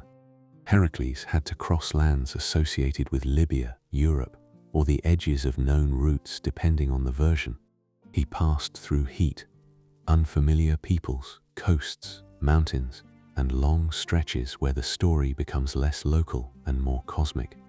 At the place later connected with the Strait of Gibraltar, he was said to have set up the Pillars of Heracles. These pillars marked a boundary, a remembered limit between the inner sea and the waters beyond. The hero's road had reached a place where geography became symbol. One tradition says that the heat of the sun troubled him so greatly that he drew his bow against Helios. The sun god, admiring his boldness, lent him a golden cup or vessel in which to cross the ocean to Eurystheus. The image is strange and calm at once. Heracles, too weary or angered by heat to endure silently, aims at the sun itself. Helios does not destroy him, but gives him a means to continue. The golden cup belongs to that older layer of myth where divine objects solve impossible distances without needing ordinary explanation.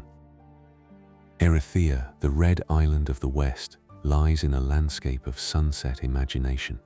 Its name itself suggests redness, and ancient writers later tried to place it in real Western geography near Gades or beyond the familiar Greek world. In the mythic telling, it is enough that Heracles reaches a remote place where Geryon's cattle graze under guard. The labor has carried him from Eurystheus's court to a far horizon. The ordinary servant of a fearful king now stands near the limits of the earth known to story. The first defenders were not Geryon himself. Orthrus, the two-headed dog, guarded the herd, and Eurytion the herdsman watched over it. Heracles killed them and took control of the cattle. The sequence is plain but significant. A herd is never only animals in open land. It has guards, dogs, men who know its movement, and a system of watching. To seize cattle is to break that whole arrangement. Heracles was not merely gathering scattered beasts. He was dismantling the order by which Geryon's wealth remained his own. Geryon then came against him. The monster's triple form has been imagined in different ways: 3 bodies joined at the waist, 3 heads, or a figure multiplied in armor and strength. Ancient art often tried to solve the problem visually, giving painters and sculptors a body that could be recognized as impossible without losing human shape altogether. Heracles' victory over Geryon was achieved with his bow in many accounts, and the poisoned arrows from Lerna again entered the Western story. The Hydra's venom, gathered in a marsh of the Argolid, now reached the far side of the world. The death of Geryon left Heracles with the cattle, but the return journey became its own extended trial. Driving a herd across long distances is not like carrying a trophy. Cattle move slowly, scatter, require water, find grazing, resist panic, and attract thieves or local rulers. The labor after the battle becomes almost pastoral in its mechanics. Heracles had to keep the animals together across coasts, mountains, rivers, and foreign lands. Heroic strength here becomes the stubborn endurance of a drover, watching the herd by day and guarding it from loss by night. Many local traditions attach themselves to this return. As Heracles passed through Italy, Sicily, or other Western lands in later tellings, rulers and peoples encountered him, challenged him, stole from him, or received marks of his presence. The giant Cacus, in Roman tradition, stole some of the cattle and hid them in his cave, dragging them backward by their tails to confuse their tracks. Heracles discovered the trick and recovered them.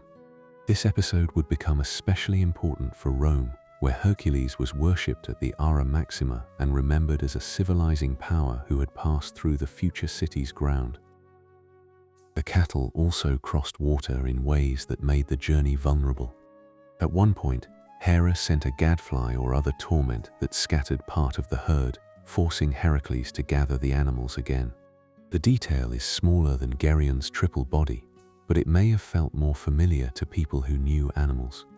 A herd can be broken by fear, biting insects, heat, noise, or sudden movement. Hera's hostility works through irritation as well as catastrophe. Even after the main battle is won, the labor can still be made longer by ordinary difficulty sharpened into divine malice. River crossings, too, gave the return practical weight. A herd at a riverbank is a difficult thing. Animals resist entering water, calves or weaker beasts may be separated, current can turn order into confusion, and men must move between command and rescue. Some versions of the story connect Heracles with channels, crossings, or local foundations along the route. The mythic map of his return is crowded because a moving hero and a moving herd give many places a reason to claim memory. Each region could say that Heracles had passed there, fought there, rested there, or left a sign. At last, the cattle reached Eurystheus. The king who had sent Heracles to the far west received proof that even distance had not defeated him. Geryon was dead, Orthrus and Eurytion were gone, and the red cattle had crossed from sunset country into the authority of a court that had never risked the road. In many accounts, Eurystheus sacrificed the cattle to Hera. There is a hard symmetry in that ending. The goddess whose anger had driven so much of Heracles' suffering received animals taken by the hero she hated through a labor ordered by the king her earlier cunning had raised above him. These labors of the belt and the cattle widen Heracles in memory. He is not only a monster killer in Greek valleys, he becomes a traveler among foreign peoples, a figure who meets queens, distant kings, divine objects, strange guardians, and the western edge of the sea. His service under Eurystheus remains humiliating, but the tasks themselves make him larger than the court that commands him. A frightened king can order a journey, but the journey creates a hero whose name passes beyond that king's walls. The chapter of queens, belts, cattle, and the far west leaves Heracles with a more complicated fame. He has negotiated and killed, received hospitality and lost peace, crossed seas, threatened the sun, borrowed a golden vessel, defeated a triple-bodied lord, and driven a herd through landscapes that later peoples filled with local memory. The labor road no longer belongs only to punishment. It has become a way of binding distant places into the story of one restless figure, still serving, still burdened, still moving toward tasks that will soon reach the garden of divine apples and the sky held on the shoulders of Atlas. Chapter 8. The Apples of the Hesperides. The labor of the apples carried Heracles farther from ordinary kingship than any command before it. A lion could be found in Nemea, a Hydra in Lerna, birds beside a lake, a bull in Crete, and cattle at the western edge of the world. The apples of the Hesperides belonged to a more delicate and divine geography. They were not dangerous because they ravaged fields or devoured travelers. They were dangerous because they were guarded, sacred, and placed near the boundaries of what mortals were meant to touch. Eurystheus had begun by sending Heracles against monsters. Now he sent him toward a garden belonging to the gods. The apples themselves came from an old wedding gift. In many traditions, Gaia gave them to Hera when Hera married Zeus, and Hera planted or kept them in a garden beyond the ordinary reach of men. Their golden brightness was not the simple shine of treasure. They belonged to marriage, divine possession, fertility, and the closed abundance of immortal life. A mortal king could desire them, and a mortal hero could be ordered to fetch them. But the fruit was not like cattle, a belt, or a captured animal. It was property of the deathless gods, growing in a place watched by powers older than human law. The Hesperides were nymphs of evening, often linked with the far west, where the sun moves down and daylight softens toward the edge of ocean. Their number and names vary. Aegle, Erythea, Hesperia, Arethusa, and others appear in different sources. Such variation is fitting, because they belong less to civic record than to the luminous margin of myth. They are guardians of a place almost defined by distance, a garden heard of before it is seen. Around them coiled Ladon, the dragon or serpent who guarded the tree, sometimes described as many-voiced or never sleeping. To search for such a place was not like tracking a lion through a cave country. Heracles first had to learn where the garden lay. The labor therefore became a journey of inquiry, direction, and divine knowledge. Some versions send him wandering through lands north and west. Others bring him across Libya, Egypt, or the Caucasus, depending on how later storytellers fitted older myth to wider geography. The constant element is uncertainty. Heracles could not simply march toward a known city. He had to find the path to something half hidden from the mortal world. One tradition says he came to the river god Nereus, the old man of the sea, who knew the secret location. Nereus was a shape-changing power, difficult to hold, and Heracles had to seize him while he shifted through different forms. The miniature is quiet but telling. After so many labors of visible strength, the hero must wrestle knowledge itself from something fluid and ancient. Nereus changes, but Heracles holds on. The same arms that closed around the Nemean Lion now grip a being of sea wisdom until the route to the apples is given. Other tellings place Prometheus along the path.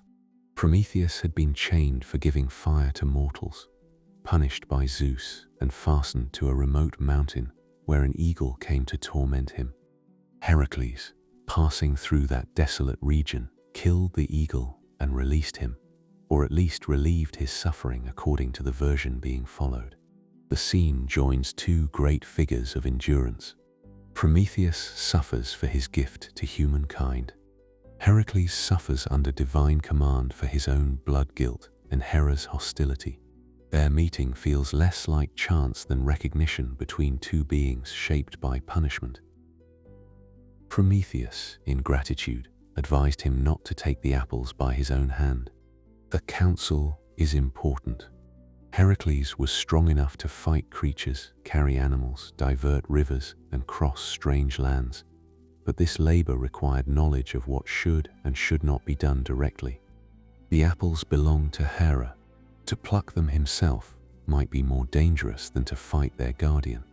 Prometheus told him to seek Atlas, the titan who held the sky, and to let Atlas gather the fruit while Heracles temporarily bore the weight of the heavens. Atlas stands near the outer architecture of the mythic world. In Greek tradition, he was one of the Titans punished after their defeat by Zeus and the Olympians. His burden was not, in the older image, the globe of the earth, as later art sometimes made it, but the sky itself, the great vault held apart from the earth. His punishment was cosmic posture. Arms, shoulders, back, and endurance made into the separation by which the world remained ordered. To meet Atlas was to meet a figure whose suffering had become part of the structure of existence. The place of their meeting belongs to the far edge of things. The garden, ocean, the daughters of evening, the dragon, and the Titan's station all gather around the same mythic horizon. Heracles had traveled beyond the civic world of kings and stables, beyond the local terror of beasts, into a region where the labor touched the frame of heaven and earth. It is here that the title image of his life becomes most clear. He is not only the man who kills monsters, he is the man able, for a time, to stand under the sky. Atlas agreed to fetch the apples, but only if Heracles held the heavens in his place. The exchange seems simple when told in outline, yet it contains one of the most memorable acts in the whole cycle. Heracles placed himself beneath the sky burden and took the weight that had belonged to a Titan. The labor became stillness. No charge, no chase, no arrow, no wrestling cave. The hero's task was to remain upright under a pressure that could not be measured by ordinary bodies. He carried not an animal, not a trophy, not a corpse or a weapon, but the upper order of the world. This image should be allowed its calm size. The Greeks did not need to describe the sky in modern physical terms for the burden to have meaning. The heavens were the high realm of light, stars, weather, and divine distance. To hold them was to stand at the seam between mortal strength and cosmic arrangement. Heracles' knees, shoulders, and neck become, in the old picture, a temporary pillar of the universe. His body answers not merely danger, but separation. Earth below, sky above, the world continuing because the weight is held. Atlas went to the garden and took the apples, either because the Hesperides were his daughters in some versions, or because he could enter the guarded place more properly than Heracles. The serpent-laden, in other traditions, was killed by Heracles himself, sometimes before the exchange, sometimes by arrow from outside. Myth does not give one tidy sequence. It preserves several ways of imagining the same sacred theft. In one, Heracles avoids direct violation by using Atlas. In another, he overcomes the dragon guardian and takes the fruit through force. Both versions carry the same sense: the apples cannot be obtained casually. When Atlas returned with the fruit, he had tasted relief. After ages of bearing the sky, he was no longer eager to take it back. He offered, or claimed, that he would deliver the apples to Eurystheus himself, while Heracles remained under the heavens. The moment turns the labor from endurance to intelligence. Heracles could not defeat this danger by striking it. The burden itself could not be fought. Atlas was not attacking him with spear or claw. He was trying to leave him in a punishment that was not his own. The hero needed a quieter kind of strength. Heracles answered with courtesy rather than open refusal. He agreed, but asked Atlas to take the sky briefly while he adjusted a pad, cloak, or support on his shoulders to make the weight easier to bear. Atlas, imagining his freedom still secure, set down the apples and resumed the burden. Heracles then picked up the fruit and left him there. The trick is not grandly elaborate. Its force lies in its smallness. A request for comfort, a moment of trust, the old weight returned, and the hero stepping away with what he came to obtain. This miniature gives Heracles a sharper intelligence than some retellings allow him. He is often remembered as bodily power, but the Atlas episode requires patience, timing, and restraint. He does not rage against the Titan. He does not try to overpower someone already built into cosmic punishment. He lets Atlas's own desire for escape make him careless. In that way, the labor answers an earlier concern in his life. Strength had once preceded wisdom. Here, under the sky and beside the apples of Hera, wisdom quietly protects strength from becoming trapped forever. The apples in Heracles' hands were not really his, nor truly Eurystheus's to possess. Their movement from garden to king and back again has the quality of a ritual proof rather than a transfer of ownership. Athena is often said to have returned them to their proper place because divine things could not remain in mortal custody. This return matters. Heracles completed the command by bringing the fruit, but the order of the gods reasserted itself afterward. The apples could be shown, counted, and acknowledged, yet they belonged finally to Hera's garden. Eurystheus' role in this labor becomes smaller as the story grows larger. A king in Tiryns or Mycenae could order the task, but he could not truly understand the path it required. His command sent Heracles toward Nereus, Prometheus, Atlas, the Hesperides, and the architecture of heaven. The courtly motive disappears almost entirely under the weight of mythic geography. By the time the apples return, Eurystheus has become only the receiver of proof. The labor's real meaning lies in the journey and in the brief exchange of burdens at the edge of the world. Hera's presence runs through the task with unusual subtlety. The apples were hers, the garden was hers, and the whole chain of service existed because her hostility had helped shape Heracles' life from before his birth.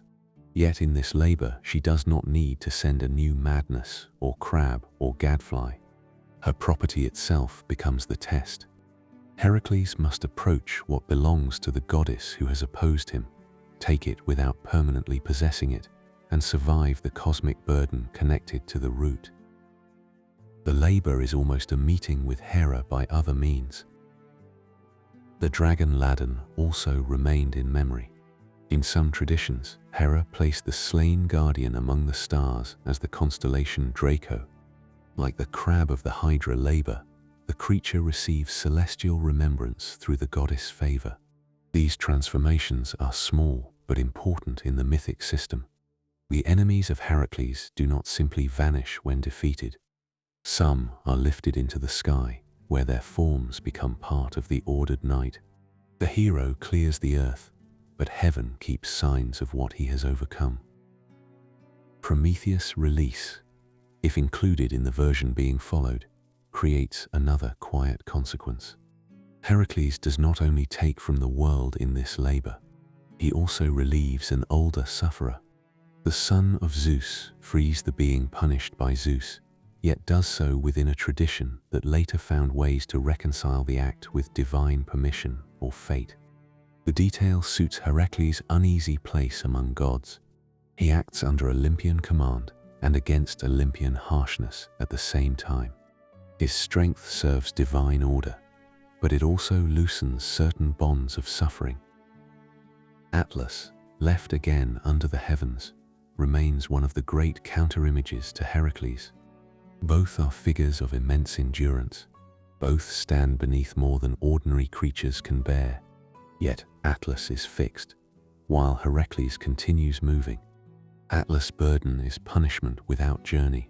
Heracles' burden is temporary, folded into a road of guilt, purification, and return. The exchange between them makes the difference visible.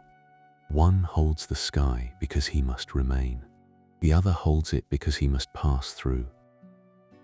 The apples of the Hesperides therefore mark a high and distant point in the labor cycle. The earlier tasks had tested strength, technique, patience, restraint, and travel. This one gathers all of those qualities and adds a cosmic measure. Heracles seeks knowledge, follows counsel, honors the danger of divine property, bears the heavens, outwits a titan, and returns what cannot truly be owned. The labor is not loud in its deepest movement. Its power rests in the image of a mortal-born hero standing still under the sky, while golden fruit waits in the hands of evening. When the apples were restored to their garden, the world closed again around them. The Hesperides remained at the western margin. Ladon entered the sky in some tellings. Atlas continued beneath his ancient weight, and Athena returned divine property to its place. Heracles went back to the road of service with another impossible command fulfilled. He had carried many things by then: beasts, guilt, weapons, cattle, and the expectations of kings. For a brief time at the edge of the world, he had also carried the heavens, and the memory of that burden stayed with his name long after the apples themselves were gone from mortal hands. Chapter 9. The Hound Below the Earth. The last of the traditional labors sent Heracles where no ordinary command should have sent a living man. Eurystheus ordered him to bring back Cerberus, the Hound of Hades, guardian of the dead. The earlier tasks had carried him across regions of earth: Nemea, Lerna, Arcadia, Elis, Crete, Thrace, the land of the Amazons, the far west, and the garden of the Hesperides. Each place had widened the map of his service. Now the road turned downward, beyond cities, fields, islands, rivers, and visible sky, toward the kingdom from which mortals did not return by ordinary means. Cerberus was not a beast of open country. He belonged to a boundary more absolute than a cave mouth or palace gate. His task was to keep the dead within and the living without, to guard the entrance of the underworld where Hades ruled with Persephone. Ancient descriptions vary, giving him 3 heads in the most familiar form, or sometimes many more, with serpents along his body and a serpent's tail in certain traditions. His shape matters less than his office. He was the living sign that death had its own order, and that no mortal strength could treat that order lightly. Before Heracles could descend, he needed preparation. Several traditions say he went to Eleusis and was initiated into the mysteries, or at least purified there, so that he might enter the underworld without violating sacred law. Eleusis, near Athens, was associated with Demeter, Persephone, loss, return, and hopes surrounding the fate of the dead. The detail is not accidental. A hero going below required more than courage. He needed ritual permission, cleansing, and some relationship to the divine story of descent and return that Eleusis guarded with such seriousness. The Eleusinian element gives the labor a quieter threshold. Heracles had forced beasts from caves, burned Hydra necks, redirected rivers, and crossed the sea in the cup of Helios. Here, the first movement is not force, but initiation. In Greek religious life, mysteries were entered through rites, silence, purification, and promises not fully spoken outside the sacred frame. The hero's body could carry him far, yet the underworld demanded another kind of passage. It required him to be made ready, not only armed. The route downward differs from source to source. Some place the entrance at Taenarum in Laconia, a southern promontory associated with a cave leading below. Others connect his descent with different chasms or sacred openings through which gods, heroes, and shades might pass in story. Such places mattered because ancient landscapes often carried vertical memory. A cave, spring, fissure, or remote headland could become a doorway in the imagination. The earth was not an inert surface. It had mouths, hollows, and thresholds where the mortal and the hidden worlds came near. Heracles entered with Hermes and Athena assisting him in several versions. Hermes, guide of souls, had a natural place in such a journey, for he knew the roads between worlds. Athena's presence gave him the steady help of intelligence and divine favor, as she had done beside Lake Stymphalus. Their companionship does not lessen the labor, it clarifies how dangerous the passage was. The strongest man in myth still needed guides where strength alone could not read the road. The underworld of Greek imagination was not simply a place of punishment. It was the house of the dead, shadowed, ordered, and ruled. There were rivers with names that carried dread and memory: Styx, Acheron, Cocytus, Phlegethon, and Lethe, in different arrangements of tradition. There was Charon, the ferryman who carried souls across for their fare. There were judges, fields, dim crowds of the departed, and special places for those marked by extraordinary guilt or favor. Heracles entered not a battlefield, but a kingdom with its own customs. The living hero among the dead is one of the strongest images in the cycle. His club, lion skin, bow, and mortal breath entered a realm of shades. He had once carried the heavens for Atlas, standing between earth and sky. Now he crossed the lower boundary between life and the world beneath life. The labors had gradually placed him at the limits of existence. He had touched invulnerable flesh, immortal poison, sacred animals, divine fruit, and cosmic weight. In the final labor, he approached the limit that waits for every mortal body. Along the way, Heracles met figures whose stories belonged to other griefs and punishments. Theseus and Pirithous were sometimes found there, trapped after attempting to carry off Persephone. Heracles was able to free Theseus in many tellings, though Pirithous remained bound. The detail gives the descent a moral measure. Not every imprisoned hero could be released. Some transgressions reached too deeply into the rites of the underworld. Heracles could help, but he could not simply overturn all sentences with his hands. He also encountered Meleager, the dead hero of the Caledonian boar hunt in some traditions. Their meeting brought a softer thread into the descent, because Meleager asked Heracles to marry his sister Deianira when he returned to the living world. That request reaches forward into the later life of Heracles, toward marriage, Nessus, the poisoned Robe, and the Pyre. The underworld, therefore, does not only contain what has ended, it also sends messages back into the living story. A dead man's family concern becomes part of the future. The dead in these traditions are not all silent emptiness. They retain names, memory, longing, grievance, and sometimes knowledge. A living man walking among them disturbs ordinary separation. Heracles was already polluted by blood guilt and purified through labor. Yet here he passed into the presence of countless mortal endings. The old stories do not need to make him philosophize over death. His movement itself is enough. The man who could not undo the deaths in his own house walked through the country where all human houses eventually send their dead.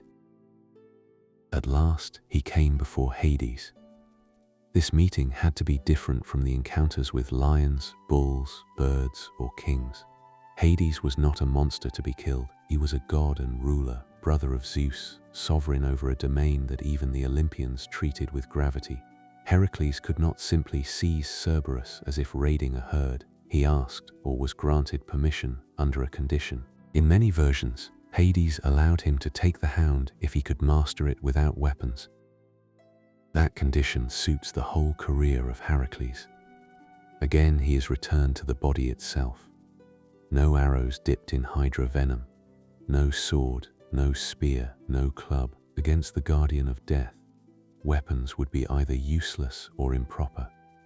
The task was to seize Cerberus with his hands and bring him under control. The final labor echoes the first, where the Nemean Lion could not be pierced and had to be subdued by direct strength. At the end, as at the beginning, the hero must close with a creature that ordinary arms cannot properly answer. Cerberus resisted as guardian and beast. Heracles grasped him, held him, and forced him into submission without killing him. This restraint matters. The Hound was not an enemy whose death would cleanse a region. He had a rightful office. To kill him would have damaged the order of Hades. Heracles had to master without destroying, conquer without abolishing. The difference is quiet but essential. The final labor is not the removal of death's guardian, but a temporary taking, allowed by the ruler below and bounded by return. The ascent with Cerberus must have been one of the strangest returns in Greek myth. A living man came up from the underworld, dragging or carrying the Hound of Hades into daylight. Later imagination often places the emergence at a cave or chasm, where the air of the upper world meets the darkness below. The beast, unused to the sun, was sometimes said to foam, and from that foam sprang poisonous plants such as aconite in later accounts. Such details show how contact between worlds leaves traces. Even the Hound's passage into daylight could alter the earth. When Heracles brought Cerberus to Eurystheus, the old contrast reached its most vivid form.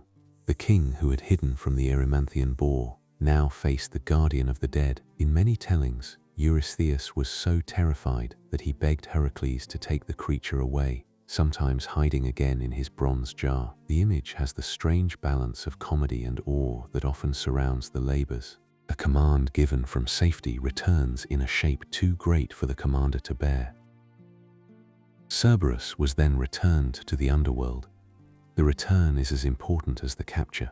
The Hound belonged below, and the order of life and death could not be permanently disturbed for the sake of a mortal king's proof. Heracles fulfilled the demand, showed the impossible thing, and restored it to its proper realm. The labor thereby remained within the bounds set by Hades. The hero entered death's kingdom and came back, but he did not conquer death itself. He crossed the border by permission, strength, and fate, then allowed the border to close again. With Cerberus delivered and returned, the labors reached their formal end in the tradition that counts 12. 2 had been disputed, so the number had stretched beyond the first expected measure. The Hydra had been rejected because Iolaus helped. Augeas stables had been rejected because of the promised payment. The structure of service had therefore grown through technical denial, and the hero's purification had required more roads, more beasts, more divine property, and finally the underworld. Eurystheus' narrow accounting produced a mythic vastness he could never have contained. The sequence of the labors now appears almost architectural. The first begins in a cave with an invulnerable lion. The last descends into the lower world and returns with the Hound of Hades. Between them lie marsh, river, mountain, lake, island, foreign shore, western ocean, sacred garden, and sky burden. The road moves outward and downward, through visible danger and invisible law. Heracles has not merely performed 12 feats. He has passed through a mapped disorder of the mythic world and left each place changed. Yet completion did not make him unburdened in any simple sense. The blood guilt from Thebes had been answered ritually and heroically, but memory could not be washed away like the stables of Augeas. Service under Eurystheus had brought fame, purification, and signs that would cling to him forever. lion skin, club, bow, poisoned arrows, stories tied to far places and sacred boundaries. It had also given him new losses and dangerous possessions. The Hydra's venom remained. The death of Abderus remained. The knowledge of the underworld remained. The final labor, therefore, closes one great movement while leaving the life of Heracles unfinished. He had survived the commands laid upon him. He had stood before kings, gods, monsters, nymphs, titans, and the ruler of the dead. He had carried proof back again and again to a man who feared what he had ordered. Now, with Cerberus returned below and Eurystheus' authority satisfied, Heracles stepped beyond the labors into a later life that would not be peaceful. A hero purified by service was still a man of force, old grief, divine parentage, and human danger. Chapter 10. After the labors. The return of Cerberus ended the formal service to Eurystheus, but it did not give Heracles a quiet life. The labors had changed his name across the mythic world, and yet the man who emerged from them was not freed into peace. He had been purified through obedience, through danger, through journeys to the west and the underworld. But purification did not make him gentle in every act. The old traditions preserve this difficulty with unusual honesty. Heracles could cleanse lands and protect cities, yet he could still be driven by anger, appetite, pride, and the violent habits of a body trained to solve the world by force. A lesser story might have ended with the last labor and let the hero rest inside glory. Greek myth rarely offers such clean endings. The years after Eurystheus show Heracles moving restlessly through courts, roads, households, wars, and punishments. He has no single stable kingdom that contains him for long. The lion's skin and club remain with him, but they do not make him a ruler in the settled sense. He is more often a visitor, a helper, a danger, an avenger, a guest, a lover, a father, a destroyer of threats, and sometimes the cause of new grief. One important thread begins with Iole, daughter of King Eurytus of Oechalia. Eurytus was associated with archery, and in some accounts he had taught Heracles the bow or belonged to the heroic circle of those skilled with it. He offered his daughter as prize to the man who could surpass him and his sons in archery. Heracles, whose bow had already carried Hydra's venom across so many stories, won the contest. Yet Eurytus refused to give Iole to him, fearing the hero's past madness and the death that had once fallen upon his household. The refusal touched precisely the wound that fame could not erase. The situation shows how Heracles' earlier guilt continued to live socially after his purification. The labors might satisfy divine command, but human memory could remain cautious. A father asked to hand over his daughter could remember Megara and the children in Thebes. Victory in a contest did not answer the fear of what might happen inside a house. Heracles had completed impossible tasks, but not everyone wished to bring such a man into the family line. The heroic world honored strength, yet also knew that strength could make domestic life unsafe. Around this same cycle appears the theft of cattle from Eurytus, blamed on Heracles though committed by others in some versions. Iphitus, the son of Eurytus, came to Heracles while searching for the missing animals. He seems to have trusted him, or at least approached him without hostility, and Heracles received him as a guest. The guest-host relationship in Greek moral imagination carried sacred weight. A man under another's roof was protected by custom and by Zeus Xenios, Zeus as guardian of strangers and hospitality. To violate that bond was no small disorder. Heracles killed Iphitus by throwing him from the walls or heights of Tiryns in many accounts. The causes differ. Madness returned, anger rose, or a dark impulse overcame the guest law that should have restrained him. The act is another hard reminder that the end of the labors did not end the danger inside him. Iphitus had not come as a monster, nor as a king commanding humiliation, nor as a beast threatening the countryside. He came as a man seeking cattle. Heracles' violence here cannot be turned easily into public rescue. It required punishment.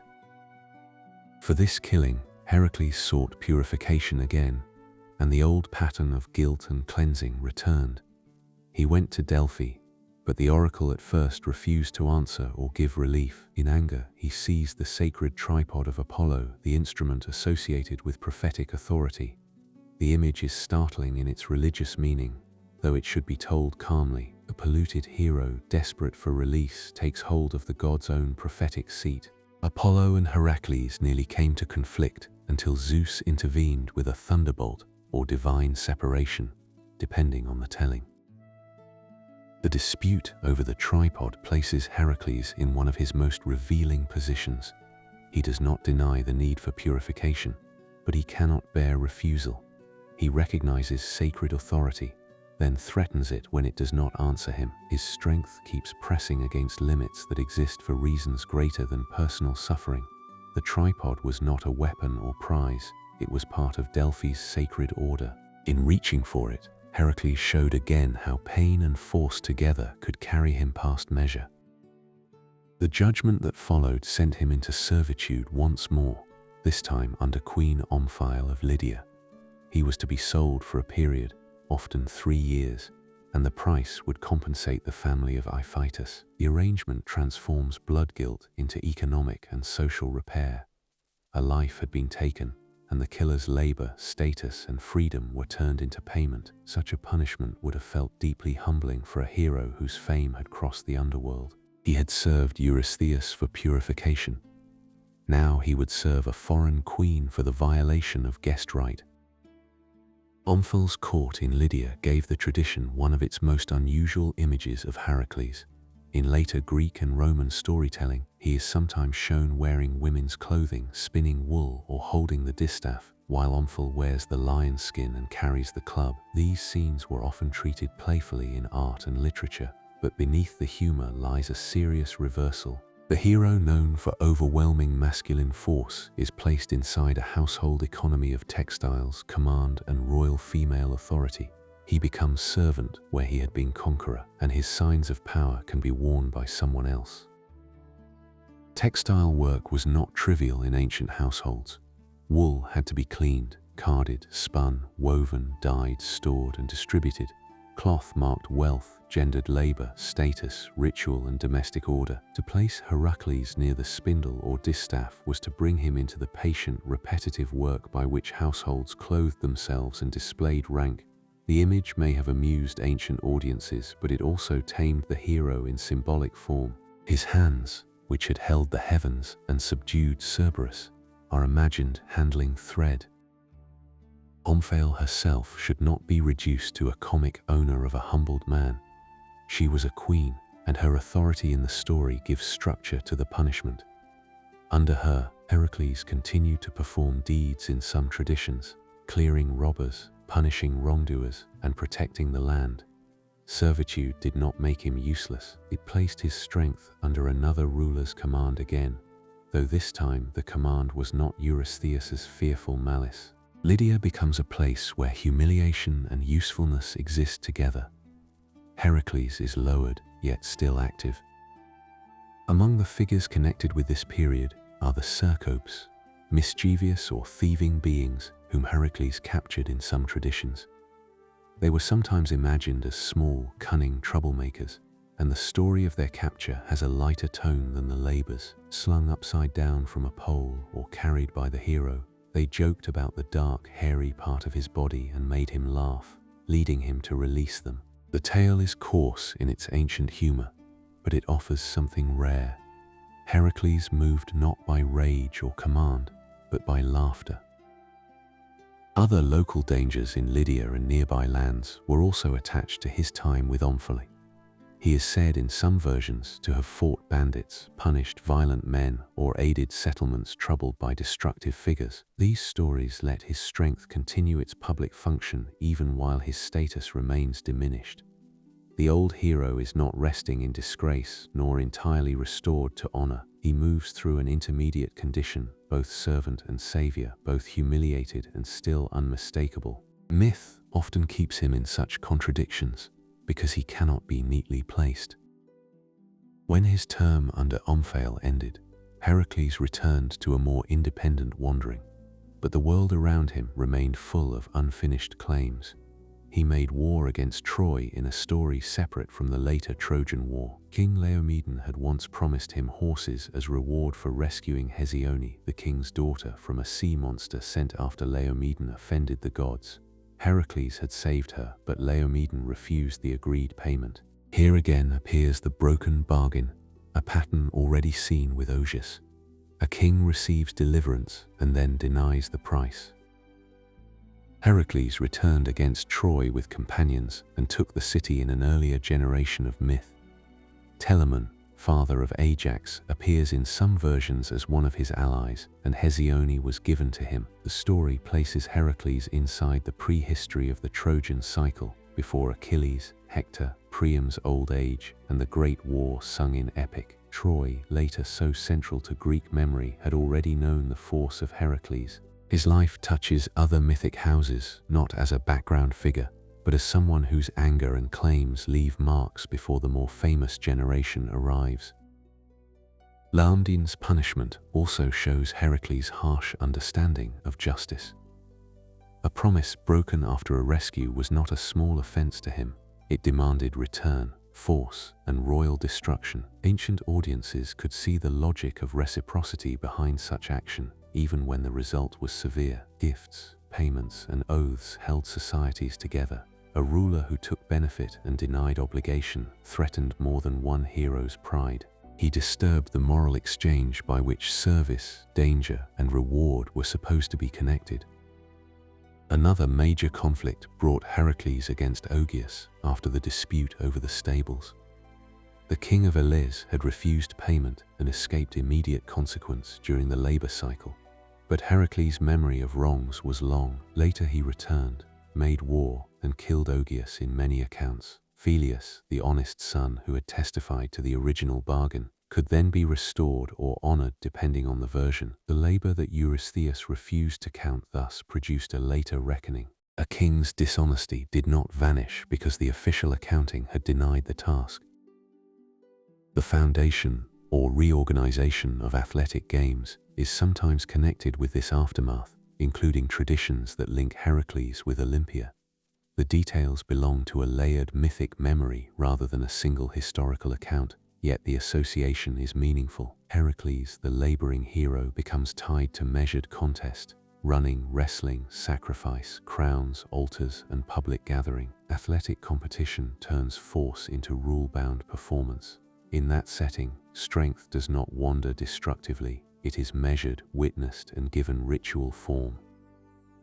The later wanderings also involved friendships and bonds that softened the outline of the hero without making him gentle in a simple way. He could be loyal to companions, honor hosts, rescue the threatened, and remember wrongs done to those under his protection. His relationships with figures such as Telamon, Philoctetes, and others show the network of heroic society around him. A hero did not move alone through every story. He depended on sailors, allies, local guides, household hosts, and men willing to take up arms beside him. Fame gathered around the central figure, but action often belonged to a company. At the same time, Heracles' family life remained scattered and difficult. Across Greek myth, he fathered children in many places, and whole families or peoples later claimed descent from him. The Heraclids, descendants of Heracles, became important in traditions about the return of his line to the Peloponnese and the claims of Dorian kingship. These genealogies show how mythic bodies became political ancestry. A hero's wandering could explain why different regions, dynasties, and cities claimed a share in his blood. His unsettled life became a map of later legitimacy. There is a quiet irony in that legacy. Heracles himself did not found a stable royal house around his own body in the ordinary way, yet many later houses wanted to stand beneath his name. His personal life was marked by exile, servitude, broken marriages, killed companions, and restless movement. His descendants, however, could turn his fame into title, claim, and inherited authority. The man who had served weaker rulers became an ancestor by whom rulers strengthened their own right to command. The world after the labors, therefore, does not feel like a release from mythic pressure. It feels like a second life in which the earlier patterns continue under new forms. Blood guilt returns after Iphitus, servitude returns under Omphale, broken bargains return with Laomedene and Aegeus, useful violence returns in the clearing of robbers and the punishment of false kings. Founding memories and local cults gather around the roads he travels. Heracles is no longer bound to Eurystheus, yet he remains bound to the kind of life his strength creates. By the time the story moves toward Deianira, the hero has become older in more than years. He has known royal courts, foreign lands, divine anger, ritual cleansing, laughter, humiliation, vengeance, and renewed honor. The labors gave him a shape the world could recognize, but the years after them show how difficult it was for him to live inside that shape. He could protect order, but not always belong to it. He could punish oathbreakers, while still needing purification for his own acts. He could found memory in cities and games, yet never settle long enough to become only a peaceful ancestor. The next movement of his life begins from that unsettled condition.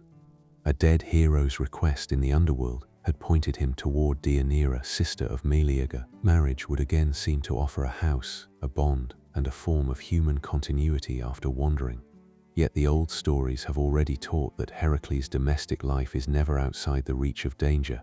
The man who survived Cerberus and carried the heavens would come at last to grief through a river crossing, a centaur's false gift, a garment, and the poisoned memory of the Hydra. Chapter 11. The Poisoned Robe and the Funeral Pyre. The later life of Heracles turned again toward marriage, as if the old stories wished to test whether a man shaped by wandering could ever be held inside a household for long. Deianira entered his story with a name already touched by death and heroic memory. She was the sister of Meleager, the dead hero Heracles had met in the underworld, and in some traditions that meeting helped point him toward her. Through Deianira, the lower world sent a living bond back into the upper one. A request made among the dead became a marriage among the living. Deianira was not a passive figure in the older traditions. Her name was remembered in connection with strength, sorrow, and dangerous misunderstanding. She belonged to the royal house of Calydon, where stories of the great boar hunt, family conflict, and Meleager's death had already filled the landscape with grief. To marry her was not to step into a blank domestic peace. It was to enter another house marked by mythic pressure, kinship obligations, and memories of violence. Heracles, who had already lost one family in Thebes, now approached another household where fate had not been gentle. Her hand was contested by Hercules, the river god, who could change shape and carried the authority of water itself. The contest between Heracles and Hercules is one of the more ancient feeling episodes in his later life. The river was not only a stream on the land, it was a power, a boundary, a source of fertility, a danger in flood, and a god with local presence. To fight Hercules for Deianira was to struggle not merely with a rival suitor, but with a force belonging to the landscape. Marriage, water, and territory stand close together in the tale. Hercules took different forms in the contest, sometimes appearing as a serpent, sometimes as a bull. Heracles held him through these changes and broke off one of his horns. From that horn, later traditions drew the image of abundance, the cornucopia, though the versions differ in how the horn passed into its fruitful meaning. The miniature preserves a deep old pattern. A hero wrestles a river power, wins a bride, and the broken sign of that struggle becomes connected with plenty. Violence and fertility, restraint and possession are joined in a single object. After the contest, Heracles and Deianira became husband and wife, but their marriage did not settle the restless motion of his life. He was still the man of journeys, feuds, obligations, and sudden dangers. In one version, they had to leave Calydon after Heracles killed a cupbearer or young relative in a moment that again required exile or departure. The detail varies, but the pattern is familiar. Domestic life begins, then some act of force pushes the household back onto the road. Heracles does not remain safely within walls. The river Evenus brought them to the figure of Nessus, a centaur who ferried travelers across the water. River crossings in older life were practical moments of vulnerability. Clothing, weapons, animals, children, and household goods had to be moved from bank to bank. A strong current could turn a short distance into danger. A ferryman, whether human or more than human, held a temporary power over those who needed passage. Nessus stood in that position between banks, service, and threat. Heracles crossed the river himself, but Deianira was carried by Nessus. The centaur then attempted to violate or carry her away depending on the telling, and Heracles answered from across the water with his bow. The arrow that struck Nessus was one of those poisoned with the Hydra's venom. Here the old marsh of Lerna returned, long after the labor had ended. A weapon made useful by victory over the Hydra now entered the most intimate part of Heracles' later life. The past was not finished with him. Nessus, dying from the poisoned wound, gave Deianira a final deception. He told her to collect his blood, mixed with the poison, and keep it as a charm to preserve Heracles' love if his heart ever wandered. The gift was framed as protection for a wife. In truth, it carried death inside the language of loyalty. Such false remedies appear often in myth because they touch a common human fear: the wish to secure love by a private object, a stored substance, a hidden precaution. Deianira accepted what she believed might one day save her marriage. The object she kept was small compared with the labors, yet far more dangerous to Heracles than many monsters had been. A little blood, a vessel, or cloth, a secret preserved in the household, the memory of a centaur's last words. These are not the materials of public heroism. They belong to storage, fear, and domestic uncertainty. The same man who could stand under the sky would be undone through something held quietly by his wife. The old story turns from cosmic burden to household mistake without losing its gravity. Years passed in some traditions before the charm was used. Heracles' desire for Io, the daughter of Eurystheus, brought Deianira's fear to the surface. After all the earlier conflict over Io, after the refusal of Eurystheus and the later destruction of Ocalia in certain versions, the young woman came into Heracles' orbit again. Deianira heard or understood that her husband's affection had turned elsewhere. Her response was not rage in the battlefield sense. It was anxious action, shaped by the false promise Nessus had left behind. She prepared a robe or tunic for Heracles, anointed with the blood she had kept. Clothing in ancient life was intimate labor. Garments were woven, stored, folded, scented, offered, sent, and worn against the skin. A wife sending a garment to her husband could be making a gesture of care, recognition, or ceremonial honor. That ordinary closeness makes the object terrible in the story. The poison does not arrive as a spear from an enemy. It arrives as clothing from home. Heracles received the garment as he prepared sacrifice, often to Zeus at Cenaeum or another sacred place depending on the version. The setting matters. He was not ambushed in war or defeated in contest. He was engaged in ritual, standing near altar, fire, animal offering, attendance, and the gestures by which mortals honored gods. The poisoned cloth touched his body in a sacred context, turning an act of worship into the beginning of mortal agony. The old poison, carried from Lerna through Nessus to Deianira's hidden store, finally completed its long path. The suffering that followed should be named with restraint. The robe clung to him, and the venom worked through his body in a way no strength could master. Heracles, who had defeated beasts by grasping them, could not tear himself free without tearing his own flesh in the ancient descriptions. For this telling, the physical detail can remain quiet. The deeper point is enough. The hero's body, the source of all his victories, became the place of a pain he could not conquer by force. His own strength had no proper opponent. Deianira learned what had happened and understood that Nessus had deceived her. In many traditions, she died by her own hand, overcome by the knowledge that an act meant to keep love had brought ruin. Her place in the story deserves gentleness. She is not the monster of the ending. She is a figure caught between fear, misinformation, and the dangerous trust placed in a dying enemy's words. Myth can be severe toward such mistakes, but a warm chronicle should leave room for the human sorrow inside them. Her choice came from fear of loss, not from a wish to destroy. Heracles, unable to remain among ordinary life, ordered that he be taken to Mount Oeta.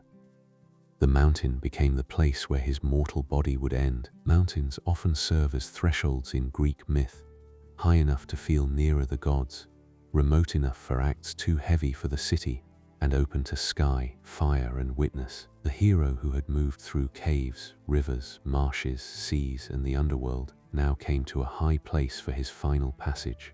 His life had crossed nearly every kind of boundary the old world could imagine.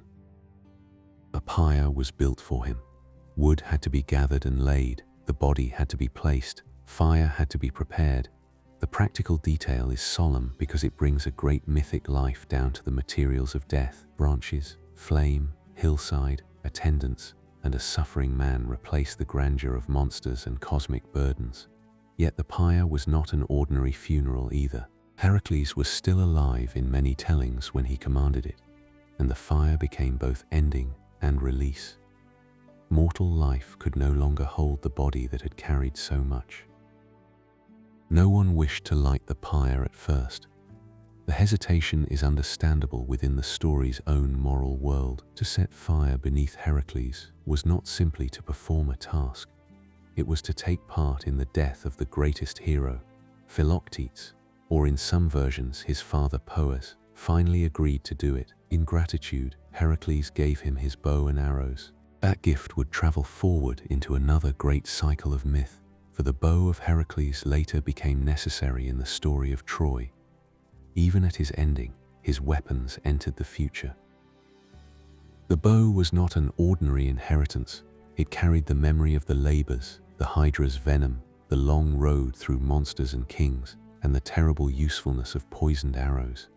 To receive it was to receive power and danger together. Philoctetes' later suffering on Lemnos, caused by a wound connected in tradition to the same sacred and poisoned world, shows how gifts from Heracles could be burdens as much as honors. The hero's life did not close neatly around his own body.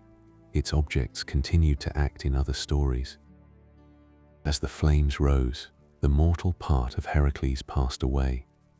The tradition does not leave him simply among the dead. Zeus took him to Olympus, or the gods received him after the body had been consumed. His apotheosis, his becoming divine, completes the long contradiction of his birth. He had always been the son of Zeus and a mortal woman. He had lived under Hera's hatred, under kings' commands, under guilt, labor, and exile. At the end, what was mortal could burn, while what belonged to the divine order could be gathered elsewhere. Hera's relationship to him also changed in the divine ending.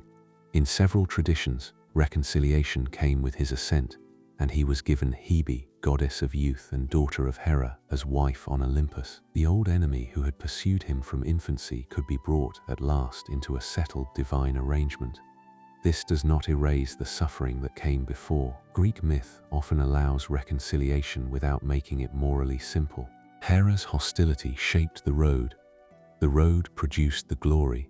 The glory allowed Heracles to enter the company of the gods. The marriage to Hebe has a quiet symbolic force.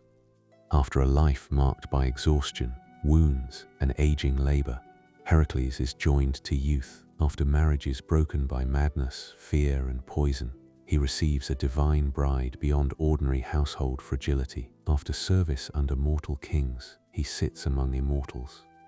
The image is not merely reward, it is transformation from the restless, dangerous, suffering hero into a god whose cult could be honored by later worshippers.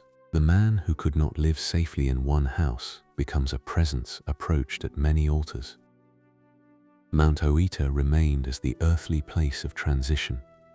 The pyre, the bow, the witnesses, and the ascent gave the mountain a memory that later cult and story could return to. In the old cycle, Heracles' end gathers many threads: the Hydra's poison, Nessus's deception, Deianira's fear, Iola's presence, Philoctetes' inheritance, Hera's long hostility, and Zeus's final claim. Nothing appears from nowhere. The fatal garment was woven from the earlier life, thread by thread, until the hero's own history touched his skin. The death of Heracles is therefore not a simple defeat. No enemy overpowers him in the ordinary heroic manner. No king finally masters him. no monster survives to claim victory. He is brought down by a chain of consequences, by poison he once took from a conquered creature, by a centaur's lie, by a wife's fear, by the vulnerability of the body beneath all emblems. His strength remains immense, but the story has never allowed strength to be enough. From the cradle to the pyre, power and suffering have moved together. When the flames had done their work and the divine part of Heracles was received above, the mortal world was left with objects and places: the bow in Philoctetes' hands, the mountain where the pyre had stood, the stories of Deianira and Nessus, the memory of the robe, the old lion skin and club in art and cult. Heracles had passed beyond the condition of other heroes, yet he did not disappear from human life. He became more present in a different way, no longer only a wanderer under command, but a figure to be worshipped, claimed, painted, invoked, and remembered. Chapter 12. Hercules Remembered. Heracles did not end on Mount Oeta in the way ordinary heroes ended. The pyre closed the mortal life, but the story did not leave him only among shades. He entered divine company, received worship, and remained close enough to human life that people could call on him for strength, protection, endurance, rescue, and victory. This double nature made him unusual even among the great figures of Greek tradition. He was remembered as a man who had suffered, wandered, served, erred, labored, and died, yet also as a god who could receive sacrifice and answer prayer. Greek religion was comfortable with such layered beings. A figure could be honored as a hero in one place and approached with divine language in another. Local custom mattered: altars, shrines, festivals, family traditions, city histories, and inherited rights shaped how a name was used. Heracles belonged especially well to this world of mixed status. His life had crossed so many boundaries that his worship naturally did the same. He had moved between mortal and divine parentage, between guilt and purification, between the earth and the underworld, between suffering and Olympus. In some cities, he was honored as a protecting hero whose strength had cleared dangers from the land. In others, he was invoked as a god of victory, labor, athletic excellence, and difficult endurance. Small offerings might be made by people whose lives had nothing to do with royal courts or mythic monsters. A traveler could think of him on a hard road, an athlete could look to him before contest. A soldier could remember the club and lion skin. A man facing heavy work could find in Hercules a divine figure who understood burden rather than ease. His cult was not confined to one single sanctuary. Heracles belonged to many places because his myths had sent him everywhere. Nemea remembered the lion, Lerna remembered the Hydra, Elis and Olympia held stories of his foundations and contests. Thebes claimed the beginning, Mount Oeta held the ending. The far west, Sicily, Italy, and the world beyond Greece found ways to connect their own landscapes with his passing. A hero who wandered so widely became available to many communities. Each place could keep one part of him, one labor, one footprint, one altar, one local tale.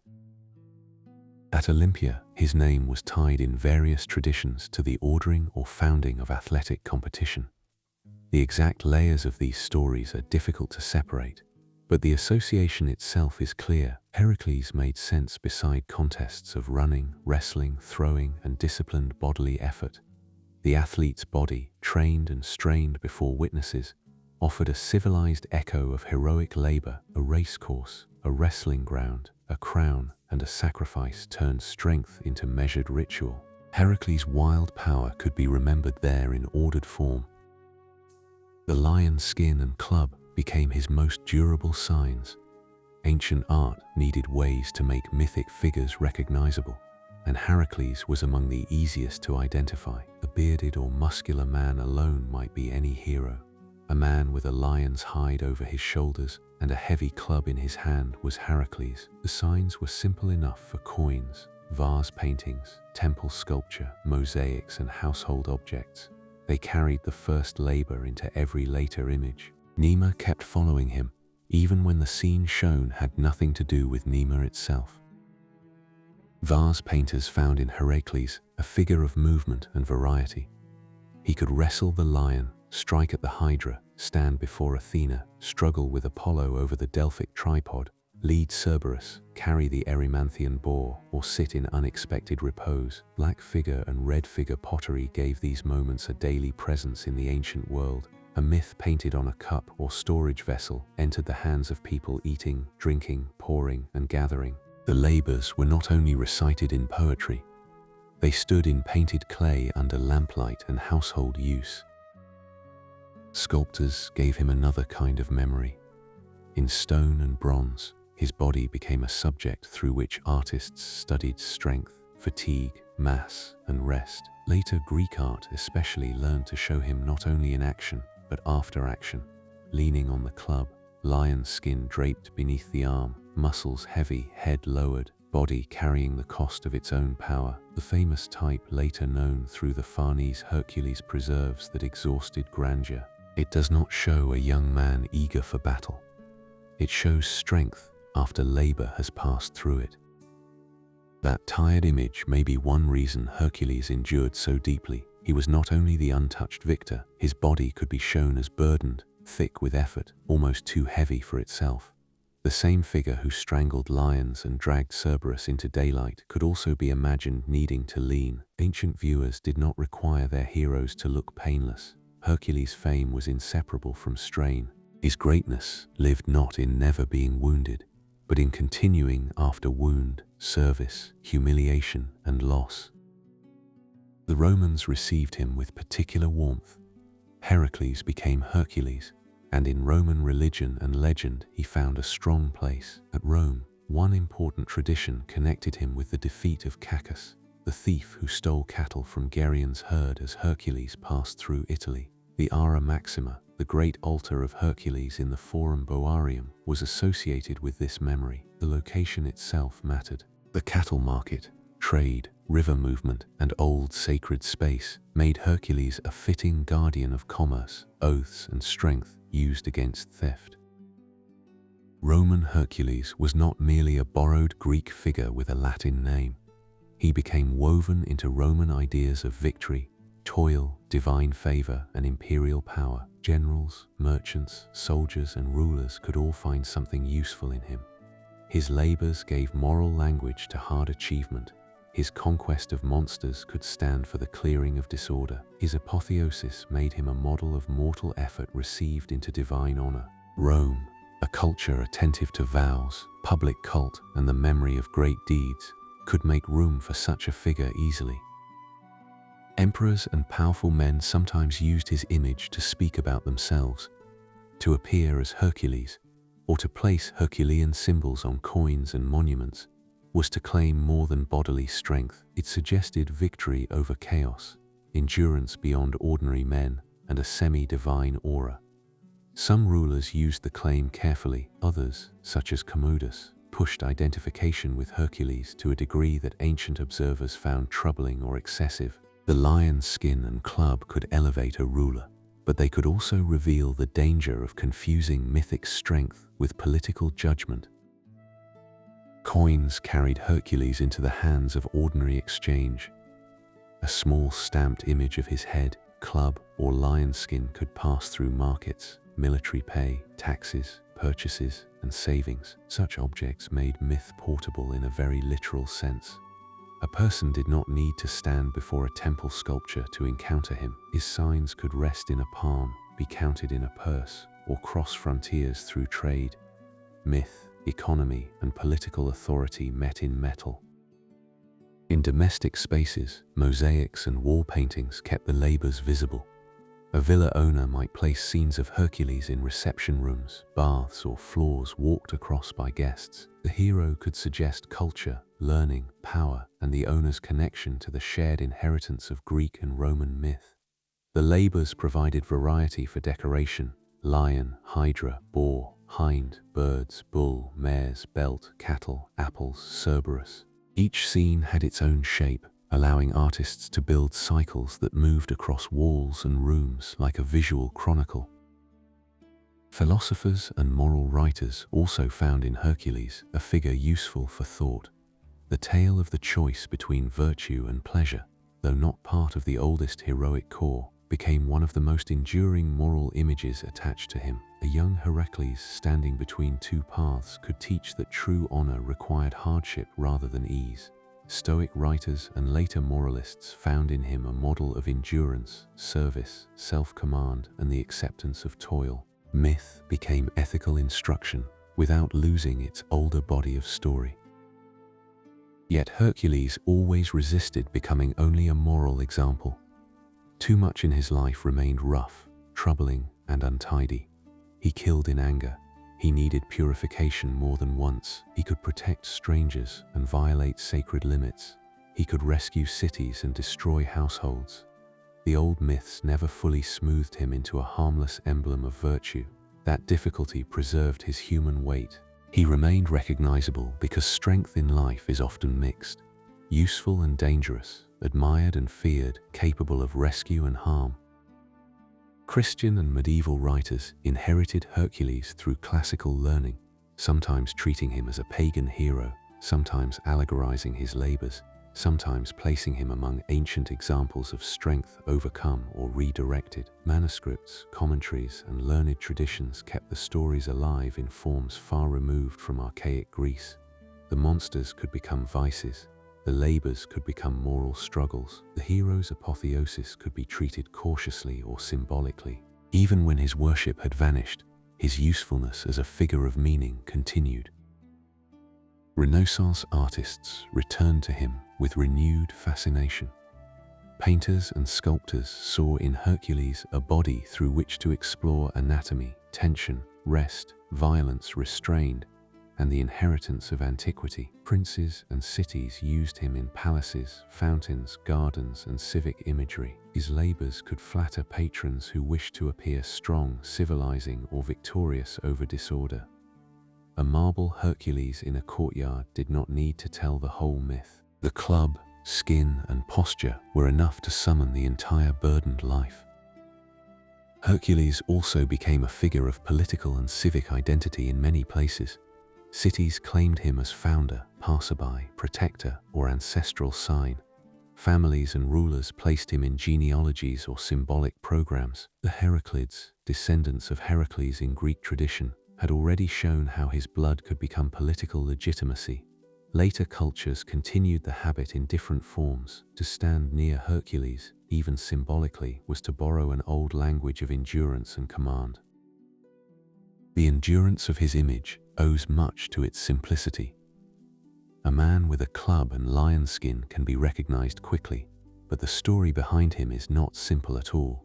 The signs invite memory rather than exhaust it. Behind the skin lies Nemea. Behind the bow lies Lerna's poison. Behind the tired posture lies Atlas, Cerberus, Omphale, Deianira, Oeta, and Olympus. The image works because it is clear at the surface and deep beneath it. A viewer may know only the strong man, while the tradition holds the burdened life. Modern retellings often make Hercules cheerful, adventurous, or triumphantly heroic, smoothing away the blood guilt, servitude, ritual purification, and difficult endings. Those versions have their place, but they are not the whole inheritance. The older figure is stranger and more serious. He is not simply a champion who wins because he is strong. He is a hero whose strength repeatedly places him in need of cleansing, command, and transformation. His labors are not sporting challenges. They are the road by which a damaged man clears parts of the world while carrying damage within himself. That may be why the phrase Herculean labor still means something more than ordinary work. It suggests a task nearly beyond human measure, but also one that must be endured step by step. The phrase carries no full memory of Eurystheus, Hera, Lerna, Atlas, or Cerberus for many who use it, yet some echo of the old story remains. A Herculean task is not only difficult, it is heavy, prolonged, imposed, and somehow defining. The person who completes it is changed by the doing. In the long memory of art, worship, literature, and common speech, Hercules stands between triumph and weariness. He is the infant with serpents in his hands, the man in the lion skin, the servant of a lesser king, the bearer of the heavens, the visitor to the dead, the sufferer on the pyre, and the god received among the immortals. No single image contains him completely. Each age chooses the Hercules it needs: protector, strongman, penitent, founder, athlete, ruler, moral example, exhausted laborer, or divine survivor. The final shape of his story rests in that mixture. He was remembered because he could do what others could not, but also because what he could do did not save him from sorrow. Strength answered monsters, but not fate. Labor brought purification, but not forgetfulness.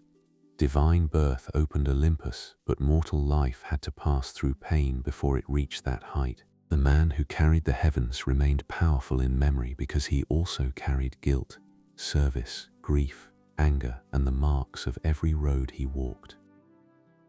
Long after the cult fires cooled and the temples changed, the objects remained: a club in stone, a lion skin in bronze, a painted bow, a mosaic hound, a coin worn thin by hands, a marble body leaning after labor. Through them, Hercules continued to stand at the edge of human imagination. He was never only a lesson and never only a tale of strength. He was the old image of power under burden, shaped by myth into a figure large enough to carry beasts, kings, heavens, death, and memory itself.